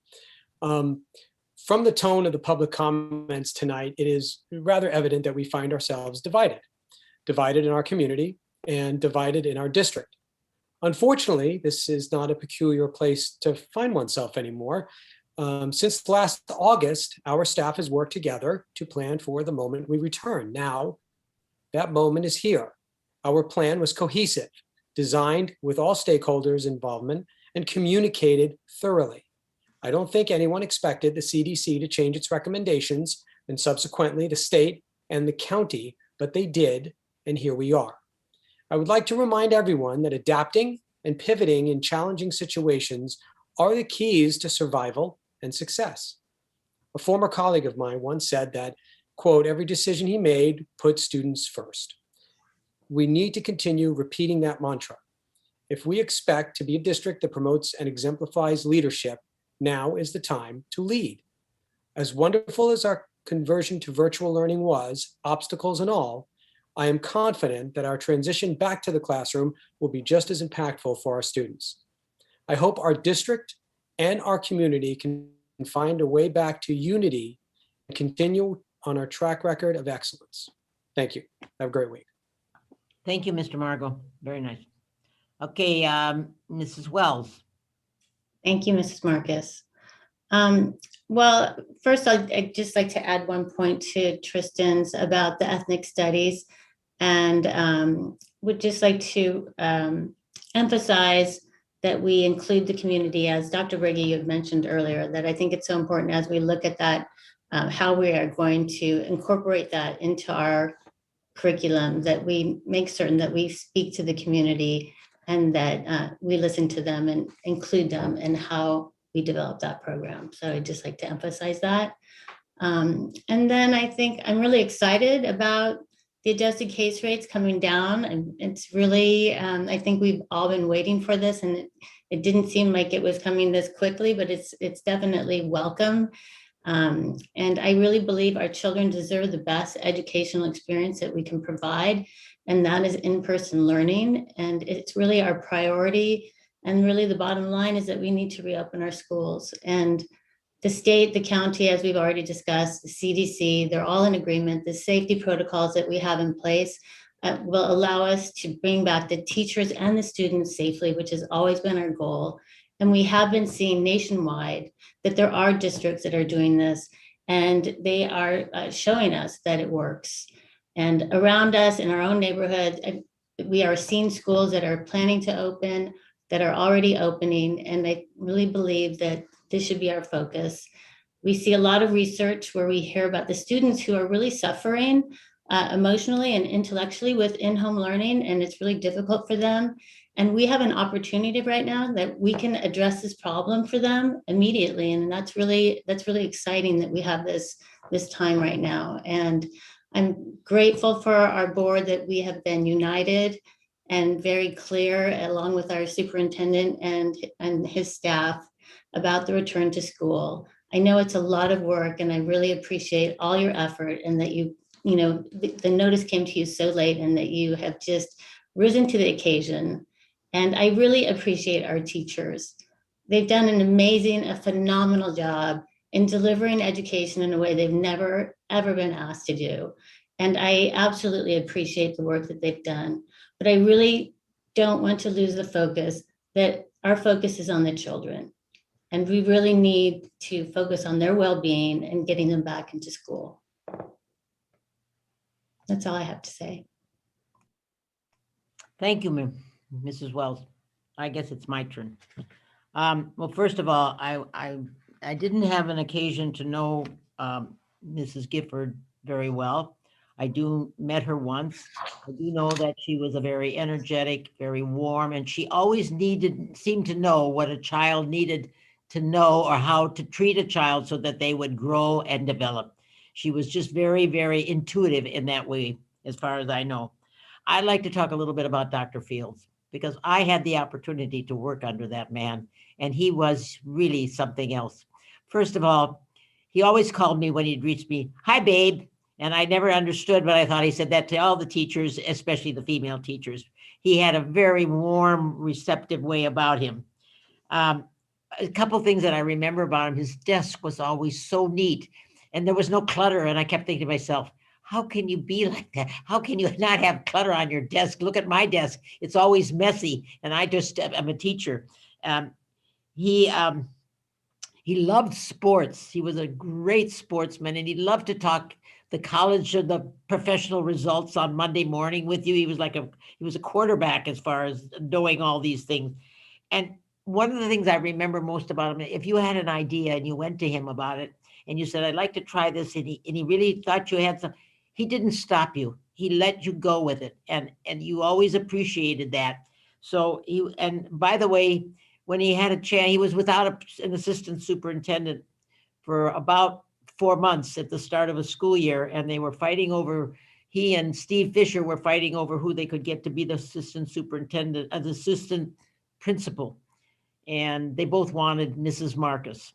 And it was very funny that finally they decided that Art asked for me first. So he got me. And it was fun to hear that story, that I was so much in demand by these two very respected people in the community. Back to the problem of and back to school. I have always been very much one for the kids, and I really want the children back. But I have to say that we're coming back actually pretty slow.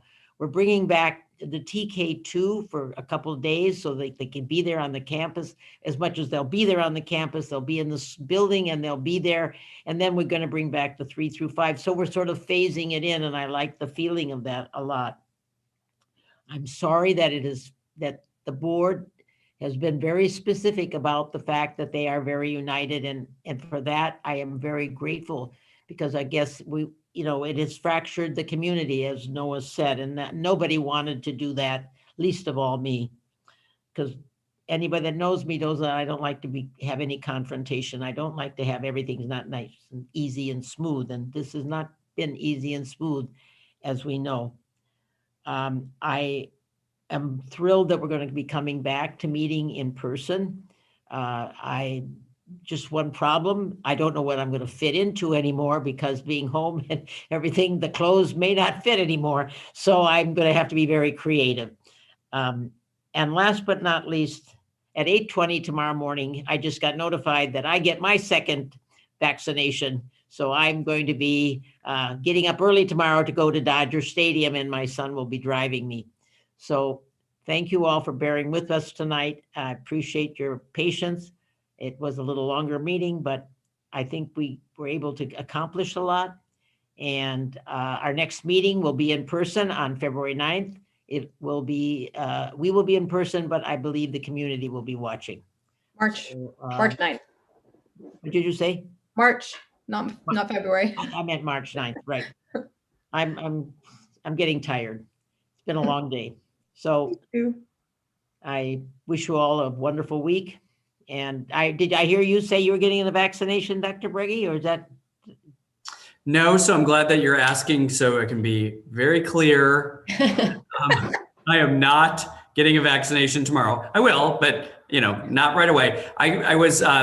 You said you were distracted, and I thought I heard something about that. I was distracted because anything to do with vaccinations. So an email popped up while we were in our meeting, and it's from LACO, and it's for LACO superintendents at 10:30. So it's a meeting to update us, and with very little notice, like 10 hours. So this is the way our life has been. But that popped up, and that got my attention, and I hope that there's good news tomorrow at 10:30 after that meeting. And I know several teachers who were able to sign up for appointments, and one that actually has already had her vaccination and is well under the 65 age range. So teachers, I'm sure you're listening. It looks like there's a lot of you still on here. Please, please, please go and make your appointment and look for your eligibility on the website. You'll be able to get an appointment much faster than you think. Okay. Everybody, good night. Good night. Night, everyone.